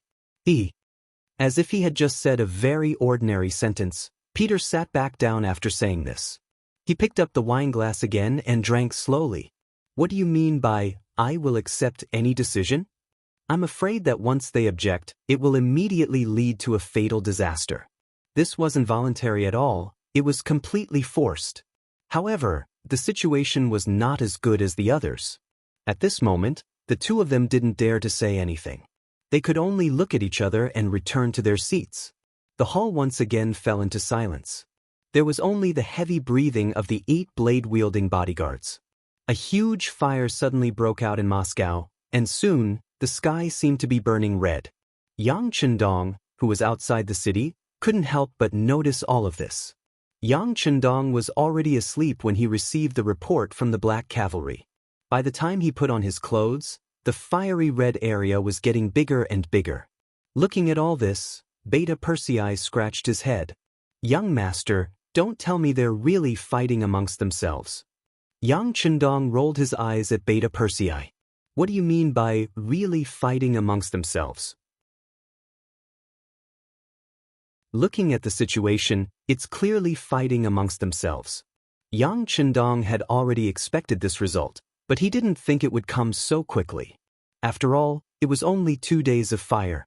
For a huge city like Moscow, it wasn't a good thing at all. Who would have thought that the other party couldn't hold it in anymore? All of this should be the doing of that guy named Nevsky. It seems that the words he said to him that day really worked. If that's the case, then so be it. Anyway, they are all different races, and there is no lack of Rasi nationalists among them. If such people die, then they die. It has nothing to do with me. I just hope that more people can stay in the city. After all, if I want to build this place, I can't do without sufficient manpower. Let's go back and sleep. Yang Chendong turned around after thinking it through. He didn't put the fire in the city in his eyes at all. This matter won't end so quickly. Instead of paying attention to them, it would be more practical to inquire about how many tribes the world's best cavalry army has conquered and how many captives they have captured. In Yang Chendong's eyes, even if there was an internal conflict in Moscow, it wouldn't be resolved in a short time. Now was not the time to make a move. At this moment, in the city, 15 minutes had passed. Peter was looking at Boris and Sergei, waiting for them to make the final decision. Time's up, generals. Please make the final decision, Peter said unhurriedly. Peter spoke unhurriedly, but the 8 guards beside him were already sharpening their swords, as if they would immediately turn on each other if they made the wrong choice. The 2 generals didn't look too good at Peter's pressing. In such a situation, no matter what decision they made, they would feel threatened. However, this was the truth, and they couldn't resist. The more careless Peter was, the more they could feel the murderous intent behind him. Forget it, since we are going to die anyway, we might as well fight it out. But I don't know if the Han army will accept our surrender. Finally, General Sergei couldn't remain calm and made a choice. Hearing this answer, Peter was very happy. Brother Xia, don't worry, the Han army has already contacted us. They said that as long as we can bring the heads of the blind Duke and Ivan to them, not only will our safety be guaranteed, we will also be able to keep a part of our property. You actually contacted the Han army in advance? This can't be fake, right? At this moment, even Boris was a little moved. He couldn't believe that Peter was so well prepared. However, he didn't seem to have any opportunity to contact the Han army. Don't tell me he's lying. Peter naturally heard the suspicion in Boris's voice. He knew that if he didn't explain things clearly, he wouldn't be able to convince the 2 of them. After thinking for a while, he told them about how Nevikov went to the Han army camp as a peace negotiator and discussed the terms of surrender with the other side. So it's like that? Hearing that it was done by Nikev, Boris really believed it. According to his understanding, Nikev was definitely capable of doing such a thing. He was living under someone else's roof, and he was so well prepared. Considering that the blind Duke had prepared an escape route without informing him, the choice he should make was very clear. He didn't seem to have any other choice. Okay, if that's the case, I will listen to General Peter. Boris finally nodded. At this moment, Peter couldn't help but breathe a sigh of relief. He was really afraid of making a move against the #1 general of the Ross Duchy. The other party's influence in the army was too great. If he couldn't be friends, then he could only be killed. He definitely couldn't be an enemy. Fortunately, he didn't disappoint and convince the other party. Overjoyed, Peter nodded to the personal guard beside him. Very quickly, someone brought over a pen and paper. In front of the two generals, Peter drafted an agreement in triplicate with the signatures and fingerprints of the three generals on it. In the Ross Duchy, the effect of a contract was still very strong. If someone violated it, then they would lose their credibility and would no longer be trusted by others. With this, Peter finally felt relieved. Then, the three generals could finally sit down calmly and discuss how to rebel. This result was somewhat out of Peter's expectations. Originally, the three of them wouldn't have any cooperation, and he was even prepared to take action. He didn't expect that they would actually choose to rebel with him. This was something he didn't even dare to think about before. He didn't know that everyone had a desire to live. Moreover, this time, Ivan didn't inform them about the tunnel. This was enough to prove that when Ivan really wanted to leave, he might not necessarily bring them along. Since Ivan had already abandoned them, why should they stick their hot face to some cold ass? In any case, the three generals sat down together and quickly came up with a plan. Time waits for no one. The situation outside was getting more and more chaotic. Who knew what would happen as time passed? Moreover, the blind duke ruled the Rossi duchies. How could he be so easy to deal with? How could they not defeat him quickly? Accidents could happen at any time. In less than half an hour, the two generals left Peter's mansion.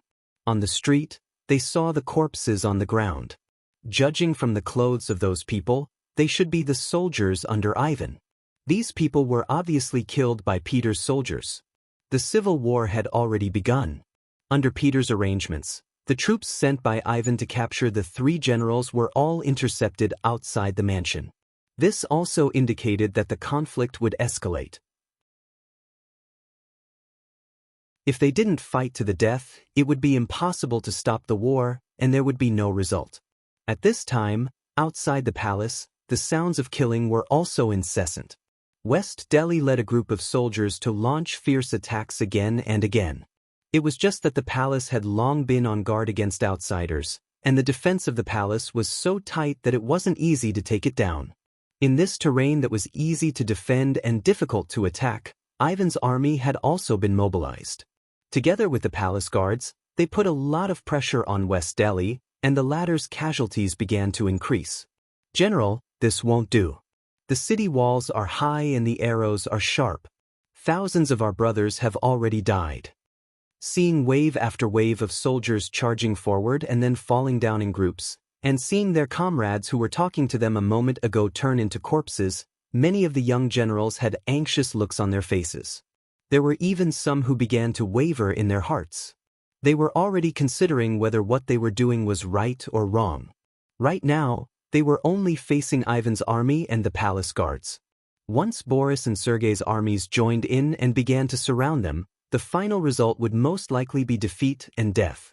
As a rebel, one didn't even need to think to know what the consequences would be. "We can't retreat. We have to believe in the general." West Delhi shook his head firmly as the commander of the front line. However, the look of anticipation in his eyes from time to time betrayed his heart. He believed in General Peter, but how long had it been? Why didn't the general show up?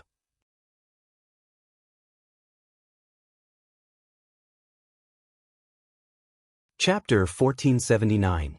The attack on the palace was blocked, and the losses were not small. Ivan, who was in charge of guarding the palace, relaxed a lot. "Men, go and tell them that we are only the leaders. As long as they are willing to lay down their weapons, they can be spared." "Young master, they are rebels." Hearing that Ivan wanted to spare the rebellious soldiers, the young general beside him was puzzled. "Just carry out the order." Ivan shook his head. He did not care about the young generals. This was just a matter of convenience. What he wanted now was only victory. Once he dealt with Peter, the city would be quiet again. He would continue to dig the tunnel and leave. At that time, he would leave these people in the city and wait for the Han army to deal with them. What did it have to do with him whether they lived or died? Ivan had given a death order, and his subordinates had no choice but to carry it out. Such shouts quickly spread out from the palace. As soon as the shouts of "execute the leader and disregard the accomplices" rang out, the already low morale of the young generals and soldiers who already had their own ideas slowed down even more, making it clear that they were only doing their job without putting in any effort. Perhaps at this time, as long as someone stood up, these soldiers would turn around and kill Sidra instead of attacking the palace. The situation was critical. Seeing that another rebellion was about to happen, and even a few young generals were looking at Sidra with unfriendly gazes, a large group of White Russian soldiers rushed over from outside the palace. Before they arrived, their voices were heard. Someone has confused the blind duke and killed their way into the palace to clean up the emperor's subordinates. The people who came were the subordinates of Boris and Sergei. Although they did not directly say that they were rebelling, the words, "clean up the emperor's subordinates," were enough to prove their position. At some point, Peter had already arrived at the front line and came to Sidra's side. His expression was very calm. "Don't panic. They are here to support us. Continue to attack." Peter's appearance was undoubtedly a stabilizing force, causing the commotion in the army to stop. Everyone did not have any other thoughts. They cooperated with the other two armies and attacked the palace again. This time, it was not just two armies that came. At the same time, there were also some cannons that were hurriedly transported over. Facing the high walls of the palace, their plan was to use the cannons to create an opening and then win with superior numbers. The appearance of the cannons boosted the morale of the soldiers. They wouldn't have to risk their lives anymore. As long as the walls of the palace were breached, they would have many more opportunities. At that time, it would be the time for them to utilize the advantages of infantry and close combat. With the reinforcements, the morale of the rebel army soared. On the other hand, the situation of the White Russian army in the palace became dangerous. When the blind Grand Duke learned that Boris and Sergei had betrayed him, he finally lost his temper. He smashed an expensive porcelain on the table in front of him and threw it to the ground. Ivan, who was standing below, was also full of regret. At the end of the day, this matter was still caused by him. If he hadn't secretly dug the tunnel and was caught, this wouldn't have happened. "Father-in-law, I want to leave the palace and have a chat with the two generals," Ivan said as if he had made a decision. He only mentioned the two generals. Obviously, he had pushed Peter away, which proved that he did not intend to forgive this person. No. How could the blind Grand Duke not know what Ivan meant? But did he really think that Boris and Sergei were so easy to talk to? At this point, taking the initiative to talk to them was tantamount to sending a sheep into a tiger's mouth. He was afraid that he wouldn't be able to come back easily. The blind Grand Duke was old. He would rather take the risk himself than let his son do this. "Ivan, the future of the Russian Empire will be in your hands. No matter what, nothing can happen to you. You carry our hope for the future. How about this? Immediately arrange for people to break out. As long as you break out of the palace, find a place to hide in the city. Remember, you must not be found. Then I can die in peace." Father-in-law. At this moment, the tears in Ivan's eyes finally flowed down uncontrollably. "Okay, go and prepare. Take advantage of the darkness to break out." The blind Grand Duke waved his hand with a trace of pity on his face. After leaving this time, he really didn't know when they would meet again. "Father-in-law." After Ivan shouted again, he knelt down in front of the blind Grand Duke. This kneeling was also out of reluctance, but more of gratitude. "Go. Remember, don't be so willful in the future," the blind Grand Duke said with a forced smile. When Ivan heard this, he couldn't stop crying. Unknowingly, he seemed to have grown a lot and matured a lot. That night, just as the artillery was transported to the outside of the palace, the gate of the palace suddenly opened and thousands of soldiers rushed out. Their appearance caught the unprepared Peter's three-way coalition army off guard. Soon, they broke out of the encirclement and rushed out. Peter was quite angry about this matter. If the blind Grand Duke and young Master Ivan were among the people who rushed out, wouldn't they be unable to complete the Han army's order? Fortunately, not long after, the blind Grand Duke's figure appeared on the gate tower of the palace. As soon as the blind Grand Duke appeared, the soldiers on both sides stopped what they were doing without prior agreement. This old man had ruled the Rossi principalities for decades and led them from weak to strong. Whether it was in the army or among the people, he still had a high prestige. Normally, as soon as he appeared and casually said a word, everyone would kneel down and worship him. But now, his appearance only caused everyone to stop fighting. A hero past his prime, this saying was the most appropriate thing to say about the blind Grand Duke. Standing on the wall of the palace, the blind Grand Duke shouted in a loud voice, "We are all Rossi people. Let's not fight anymore. Let's do things that hurt our loved ones and please our enemies. Don't you want this king's life? Come, I won't resist. You can do whatever you want, but you can't hurt the guards of the palace. After all, they were once your brothers. As long as you swear to do this, I will allow you to tie me up as you wish." Grand Duke. For a moment, because of these words, countless guards knelt down. They were all moved by the blind Grand Duke's loyalty. At this time, they wanted to use all their strength to fight to the death with the rebel army outside. It had to be said that the blind Grand Duke's method of bewitching people was superb. At this time, his words had completely restored the army's morale that had fallen. However, his mind was not on the civil war at all. He was indeed prepared to be tied up. This was also because he saw that resisting would not change the situation. Since that was the case, it was better to just surrender. At the same time, it could be considered as leaving a difficult problem for the Han army. As for what kind of problem it was, perhaps others could not see it, but Bugnam of Gojoseon of the Han army could definitely see it. Otherwise, he would not have been able to defeat the Golden Horde, nor would he have been able to destroy the Rossi Principality. Grand Duke, are you really willing to be tied up? Hidden in the army, Nevsky was more excited than anyone at this time. He knew that if this was the result, the chaos in the city would soon end and the victory would be decided. But if he did not surrender with the support that the blind Grand Duke had gathered over the years, who knew how long it would take to win and what kind of price he would have to pay? Seeing that it was Nevsky's voice, how could the blind Grand Duke not guess that this person was one of the instigators? However, he did not have any hatred at this time. Such a small character would not be in his eyes. He still had a very calm expression as he replied, "That's right. As long as the three generals can swear not to touch the thousands of guards in my palace, this Grand Duke will let you do whatever you want. What can you do?"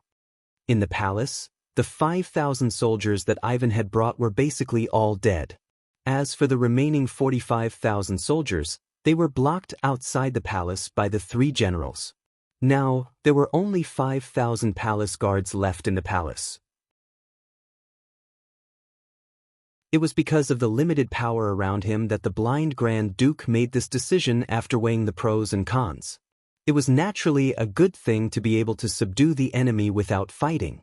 If they didn't fight, they couldn't guarantee that they would win. After all, anything could happen as time passed.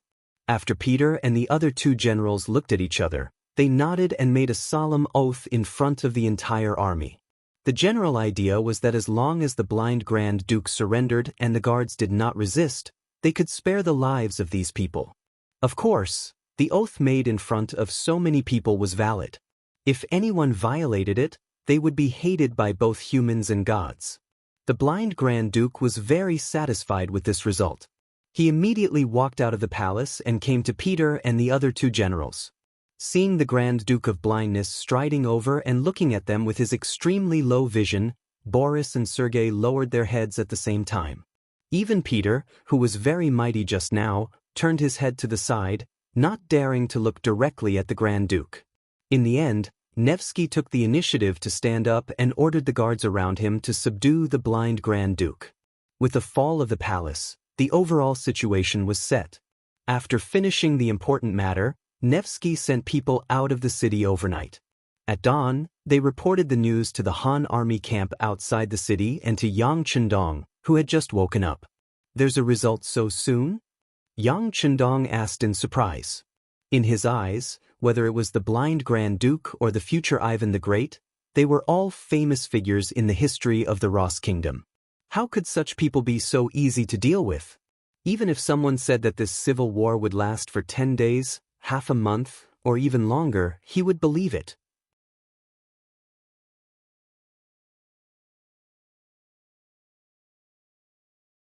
Chapter 1480.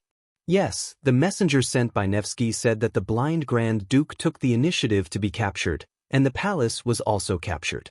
Now the entire city of Moscow is waiting for our army to take over. Only young Master Yi Fan managed to escape, but he will still be in the city. They will definitely be able to find him. Young Heir added from the side. The blind Grand Duke took the initiative to be captured? No wonder. But did Ivan escape? This must be the work of the blind Grand Duke. Yang Chendong smiled after listening. That's right. If someone said that a general in the Nevsky army could take down the blind Grand Duke and his son, then he wouldn't believe it. Young master, what should we do next? Beta Persei had long been accustomed to Yang Chendong talking to himself, and he had long dispelled his curiosity. What he wanted to ask now was what to do next. What else can we do? As long as Ivan is still in the city, we are not afraid of not being able to find him. Pass down my orders. The siege cannot be stopped. No one is to be allowed to leave without permission. Also, reply to the messenger. Tell him to inform Nevsky that he has done a good job. This king will also fulfill his promise. Now, all he needs to do is to send people to fill up the big holes outside Moscow to ensure that our cavalry can enter the city smoothly. Since you were the ones who dug the hole, you should be the ones to fill it up. Yang Chendong wouldn't let his soldiers spend so much effort. He also used this time to think about what to do next. To be honest, whether it was dealing with the Golden Horde or the Ross Principalities, things went smoothly beyond his imagination. Yang Chendong was confident about the final victory, but to be able to solve the problem so quickly, this was the important role of the three basic factors. First, the 5-star army has the most powerful weapons in the world. Whether it is the power of the flintlock, the fierceness of the artillery, or the hot air balloons, they are far beyond the products of this era, and therefore can achieve the role of destroying the enemy on the battlefield. Secondly, there were many veterans in the 5-star army. They had been on the battlefield and were not afraid of death. The benefits of military merit were generous. Under such good conditions, they could even display their own strength. This ensured that the soldiers in the army were always very high-spirited, achieving the goal of being invincible and invincible. Let's put it this way, if a group of 500 elite veterans fought against a group of 5,000 new recruits, then the victor would definitely be the veterans with fewer people. It was only because they didn't have stage fright. They knew how to protect themselves while effectively attacking their opponents on the battlefield.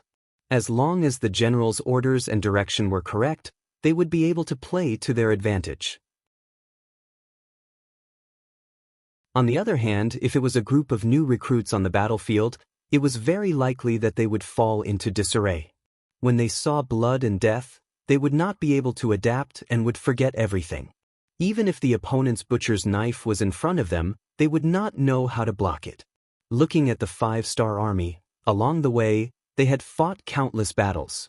There was no need to doubt the combat power of such an army.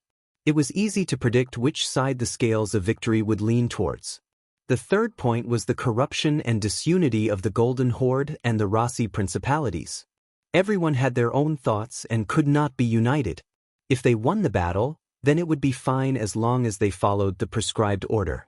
However, once they encountered a setback, the drawbacks of these problems would be revealed. In the end, there would be internal strife, which would give the opponent an opportunity to take advantage of. Looking at these two major battles, didn't the Rossi Principalities only get destroyed because of internal strife? Thinking of this, Yang Chendong also began to reflect. Would this problem fall on the 5-star army? The answer was very likely. Now that Yang Chendong had great power and prestige, some things would naturally not happen with his existence. However, no one could guarantee what would happen after he was gone. Men die, birds die in the sky. Yang Chendong's thoughts only drifted for a moment before he retracted them. It was very tiring to live alone, so there was no need to think so far ahead. Anyway, after the world was unified, even if something really happened, it would be the meat in the pot. It would just be the Han people replacing the Han people, so it was not a pity. Yang Chendong's order was passed back to Moscow. After a discussion with the three generals, Nevsky began to arrange for people to go out of the city to fill in the holes. At the same time, the biggest civil strife since the establishment of Moscow took place. In the name of looking for Ivan, the army began to loot the city. This was originally a promise made by the generals to make the soldiers work for them. Now that it was done, it was time to fulfill the promise. The city of Moscow was plunged into its darkest hour. Countless nobles attached to the blind Grand Duke became the targets of looting. If they dared to resist, the soldiers who rushed into the courtyard dared to kill them. For 10 days, the city was filled with smoke and fire, and corpses were everywhere. According to the statistics, at least 70% of the nobles in the city were impoverished in just 10 days. 10 days later, the holes outside the city were filled, and the cavalry of the five-star army began to enter the city. As the vanguard, the new Second Army was the first to enter the city and disarmed all the White Russian soldiers. But just as they said, when the cavalry entered the city, they didn't do anything excessive to the surrendered soldiers and civilians. As long as they cooperated with them, their safety was guaranteed. Of course, there were those who obeyed and those who did not. For example, there were some soldiers loyal to the blind Grand Duke hidden among the civilians who jumped out to kill the cavalry of the new Second Army. But since they were already prepared, their appearance was nothing more than suicide. Before entering the city, Yang Chendong had already given orders. Although Moscow had fallen, there were still many opposing forces in the city. So unless everyone in the city was evacuated, the danger would not be eliminated. Killing intent could appear at any time, and fighting could happen again at any time. With Yang Chendong's orders, how could the cavalry of the new Second Army not be careful?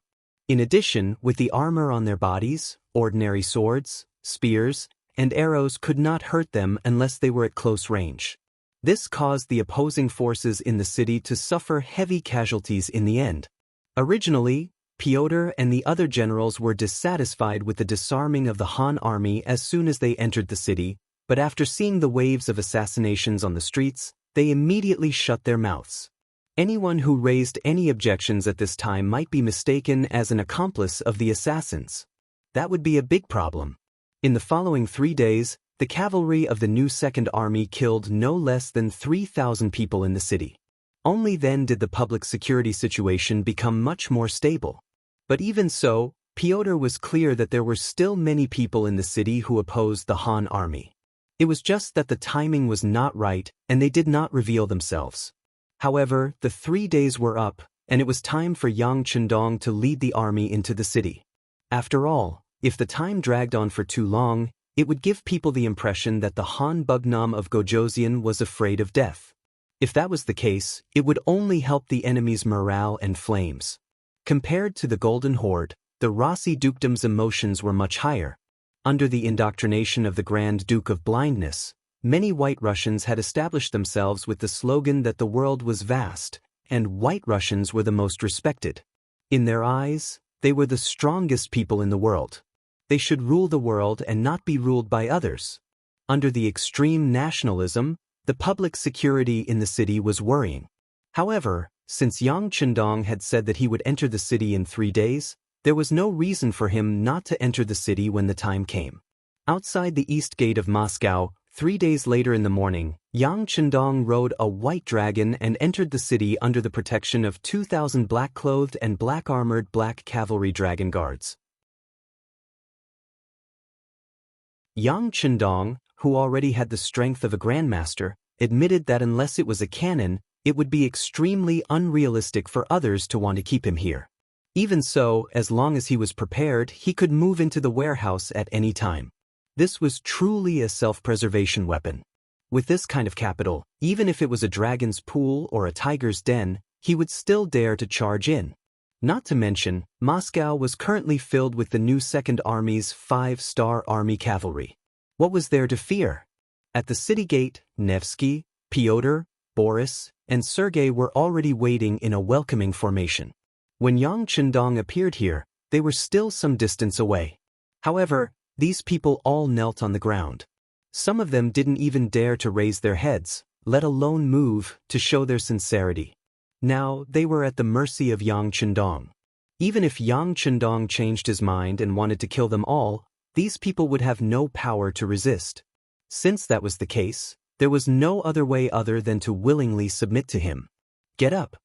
Riding a white dragon, Yang Chendong appeared in front of a group of Russian officials and spoke in Russian. It was important to clarify that the current white dragon was no longer the white dragon of the past, but the descendant of the white dragon.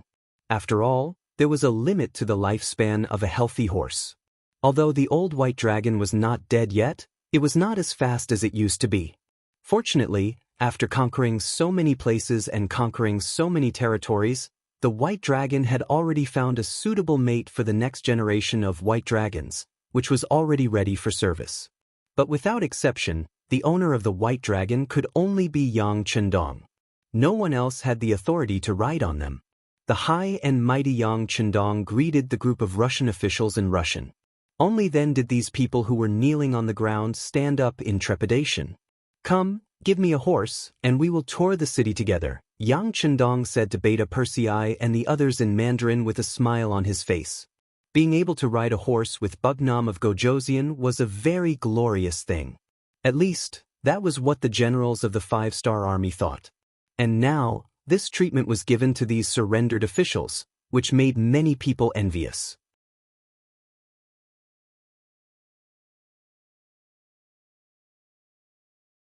Chapter 1481. Naturally, Yang Chendong's actions were to appease the people and tell them that he would not kill the surrendered generals. Secondly, it was to make these people the target of public criticism and make it impossible for them to betray him. After all, in the eyes of some opponents, the closer these nobles and ministers were to the Han people, the more unforgivable their crimes were. Perhaps some people in the crowd understood this, and their faces became ugly. However, for those who were determined to surrender like Nevsky, they did not think so much. Hearing the treatment given by Yang Chendong, they all got on the horse happily, their faces full of excitement. With someone taking the lead, even if the others were unwilling, they could only choose to get on their horses. After all, compared to angering those staunch nationalists, Bugnam of Gojosian in front of them was not to be trifled with. He could kill them at any time. Everyone got on their horses, and Yang Chendong began patrolling the city with these people. Xia Bei, who had already been instructed, had already planned the route. On the wide road in the city, there were fully armed new Second Army cavalry soldiers on both sides of the road. They were responsible for the security of the periphery. The 2,000 black cavalry soldiers were protecting Yang Chendong and were responsible for the safety of close quarters. Under such a formation, unless it was an attack from cannons, even a group of soldiers with guns could not threaten Yang Chendong's safety. Even so, along the way, they still encountered a total of 13 attempts to assassinate them, big and small. Some of them were killed by the new Second Army cavalry as soon as they appeared. Some of them relied on their numbers to break through the periphery, but the black cavalry soldiers drew their swords and mercilessly attacked, killing the white Russian soldiers on the streets. By the time they finished patrolling and arrived in front of the palace, many of the black cavalry soldiers' armors were covered in blood. Regarding this, the black cavalry soldiers acted as if they did not hear anything. Perhaps they were used to such scenes and were not moved at all. They were still standing upright on their horses. When Nevsky and the other nobles saw this scene, their bodies trembled, and they looked at Yang Chendong with reverence. In the eyes of Pyotr and the other generals, who were used to seeing blood, they were also amazed by the strength of the black cavalry. They had observed very carefully just now. When the black cavalry soldiers killed people, they did not even blink, and their arms did not tremble at all. It felt like they had done this countless times and were already numb to it. Facing such an army, even without flying balls or black oil, the generals could not help but ask themselves if they could stop them. The result would be the same. During the patrolling the city, more than 1,000 white Russians were killed. Only then did Yang Chendong was satisfied and entered the palace to listen to the reports below. The white, the black and black cavalry soldiers of course, and the white Russian soldiers, the black cavalry and the black cavalry soldiers. However, all the good things in the palace added up to 40 million silver taels. Of course, This did not mean that the White Russians were poor. In fact, a lot of the wealth was in the hands of the nobles. She had done a rough investigation. If the nobles could only leave with 10% of their wealth, they would have to hand over more than 200 million taels of wealth. From this, it could be seen that they were still very rich. After 2 big battles, Yang Chendong was very satisfied with the harvest he had gained. Especially in the battle against Moscow, he had only sent out 2 flying balls and dropped some black oil. His side had not suffered any losses, and yet he had gained so much. It seemed like it was really worth it. In his joy, Yang Chendong looked at Shibi and said, "Apart from taking out a portion of the spoils for the army to continue expanding, the rest will be split equally between you and Crimson City to develop this place." Hearing that he could keep half of the spoils, Shibi was naturally overjoyed. Yang Chendong had told him about the establishment of the new second army. Now that he had so much wealth to support him, if he did not do well, he might as well go home and be a farmer. Shibi was very happy. Yang Chendong also made a request. He wanted this place to undergo a small change every year and a big change every 3 years. He wanted to make use of the vast land here to become Yang Xie's granary. Not only that, but there were also many forests and rich minerals. This place would also become Yang Xie's heavy industrial zone. In the future, some of the heavy industrial factories in Crimson City would move here. As the owner of this place, Shibi had to be ready to welcome and cooperate. In order to let Shibi do his work better, Yang Chendong not only gave him the position of commander of the new second army, he also gave him the position of governor of the Eastern European province. Yes, the land where the Rossi principalities and the Golden Horde were located was merged into a new province called the Eastern European province. In comparison, the area it occupied was far larger than any of the provinces under Yang Xie's control. Giving such an important position to Shibi showed how much importance he attached to this place. Shibi knelt down on the spot to express her gratitude. At the same time, she promised that she would do her best to live up to Yang Chendong's kindness of recognizing her and promoting her. Yang Chendong did not doubt Shibi's loyalty.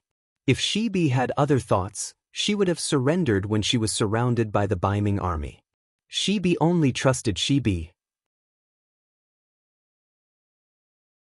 If Shibi gave her too much power, there would be accidents. Yang Chendong proposed that officials from Crimson City and other provinces would be sent to cooperate with Shibi. Not only that, but the position of governor of the Eastern European province would also have to be given to Shibi. A person could be a political and military leader during special times, but it would not last long. In this regard, Shibi naturally agreed. If Shibi was allowed to continue working, why would he worry? It was not a good thing for a person to have too much power. Shibi did not want to live in fear every day. After Shibi's other matters were settled, Yang Chendong held a meeting with Nakovsky and the others. Yang Chendong took out all the regions except Crimson City for everyone to choose. According to Yang Chendong, these people could not stay in the Eastern European province. Otherwise, he would not be at ease. These people would also live very carefully. It would be better for them to move out and choose a new place to live. They would face an unfamiliar environment there. They would not be able to find their people there. They would not even be able to find people who could speak Russian. They could only communicate in Chinese. In the end, after a few years, they would gradually assimilate into the third-class Han people. Everyone was relieved that Yang Chendong had given them a way out. Not to mention, Yang Chendong had allowed them to take away 1/10 of their current wealth. With money, they wouldn't have a bad life anywhere. At that moment, everyone began to choose a new place to live in. Fortunately, Yang Xie's territory was large enough for everyone to choose. They would not have a chance to meet again. During this time, Pyotr, Sergei, and several other important generals also expressed their desire to continue serving in the army. They were different from Boris. Boris was indebted to the Grand Duke of Blindness. Now that he had betrayed his old master, how could he still serve the Han people? But Pyotr and Sergei were different. They were still in their prime and wanted to make a name for themselves.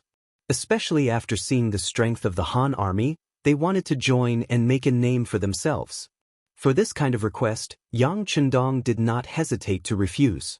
The reason why he used the generals of the Golden Horde was that they had been leading cavalry for many years and were truly valiant generals. Secondly, they were uncultured and thought that whoever fed them was the master. Of course, they would be easy to control. But the generals of the Russian Empire were different. They were influenced by the Grand Duke of Blindness and knew right from wrong. People with ideas like these were dangerous existences who could be stabbed in the back at any time. Not to mention, these generals were used to commanding firearms. In Xianxia, the main force of firearms was the Cold Front.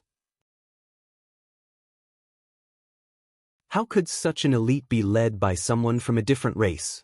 After Yang Chendong rejected them without hesitation, Pyotr, Sergei, and the others could only suppress this idea. Fortunately, they had looted a lot of good things in the city over the past 10 days.